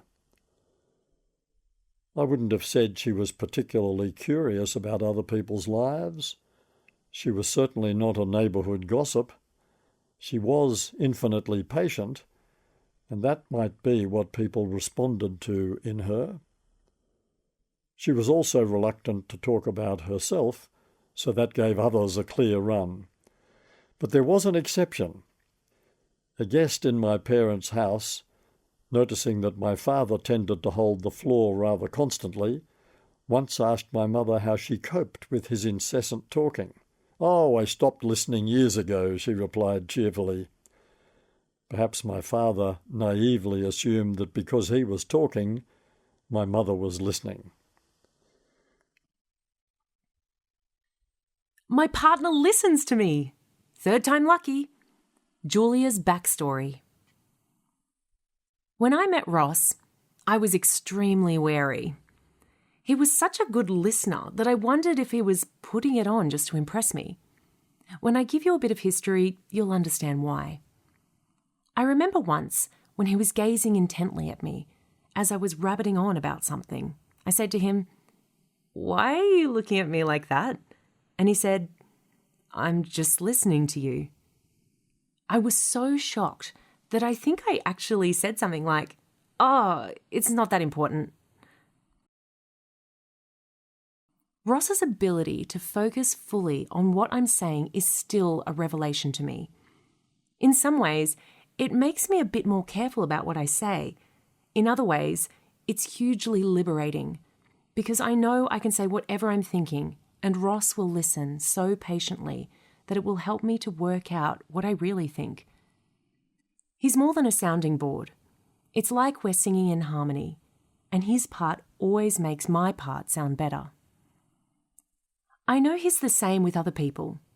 His colleagues simply adore him, and I'm sure part of it is that they know if they have something they need to say, Ross will hear them out. And he's not mentally rolling his eyes either. He really wants to know what they're on about. Of course, he sometimes just loses it, like the green wall episode, but I know I brought that on myself. I could have got away with it with my first husband, but not with the attentive, patient, collaborative Ross. Ross is my second husband. Before I married the first time, I had a brief live-in relationship with a man who was incapable of listening. Eye-wateringly, jaw-droppingly handsome, an immaculate dresser, possessed of an endless fund of amusing anecdotes, a brilliant mimic, but incapable of listening. I should have read the signs earlier than I did. The affair dragged on for almost 6 months. But I really thought he was in love with me and that everything would work out. Then I gradually realised that what he was actually in love with was the process of falling in love. Far from wanting to listen to me, far from wanting to get to know me, he kept wanting to play this game where we would pretend we were strangers on a first date. He preferred feeling as if we didn't really know each other very well, and it was all fresh and new, over and over. Oh, and he drank too much as well. In my experience, you can't drink like he did and listen. If someone's speech is a bit slurred, you can be pretty sure they're not paying close attention to anything much. It was like living with the exact opposite of a listener. He regarded deep and meaningfuls as a waste of time. He was impatient to get on with the sex. Anyway, the inevitable happened. He found someone genuinely new, and then someone else, and as far as I know, he's still finding new people he doesn't have to waste time listening to. Listening is a long game, and he was only interested in the short game. Listening is a generous thing, but he was mean. Emotionally and with money. My closest friend, Athena, met him a few times and described him as a heel in search of an Achilles. Typical Athena. A few years after that, I married Berry, a very bright, very charming lawyer. Beresford, really, but no one called him that. Not even his mother, which I thought was weird. Why give someone a name you're never going to use? At first, I thought he was a good listener. He seemed interested in the story of my life. He asked my opinion about things, and right from the beginning, he talked a lot about only ever wanting a relationship of equals. As time went by, I discovered it was all an act. He was like that with everyone he met, in the beginning. So attentive, so interested, so warm, even with his friends. He only managed to look as if he was listening. In fact, he was a world champion mock listener. He could put the right expression on his face, and he'd master the art of the sympathetic nod and murmur. But if I ever asked him what someone had been talking to him so earnestly about, he'd just shrug and say, nothing really, nothing important, the usual boring stuff. The truth was, he usually had no real idea what they had been talking about. He was a fake, a fraud. There was no malice in it, although it is pretty insulting to someone to pretend to be taking them seriously when you really couldn't care less. I thought he was either too lazy to listen or simply not interested in anything much except his own work, which consumed his every waking thought. Athena said he was too handsome for his own good. She had him tapped as another narcissist in love with himself to the exclusion of all others, and a hunter. I sometimes used to wonder what it would be like if we had kids. But he wouldn't hear of it. Kids would have consumed too much of my attention. As time went by, it became obvious that my only role in his life was to worship him. I suppose it was actually very clever of him to have developed this appearance of being such a good listener. It was such an attractive facade that people were drawn to him, as I was. But not forever.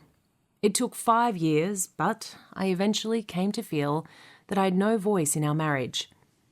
It was all about him.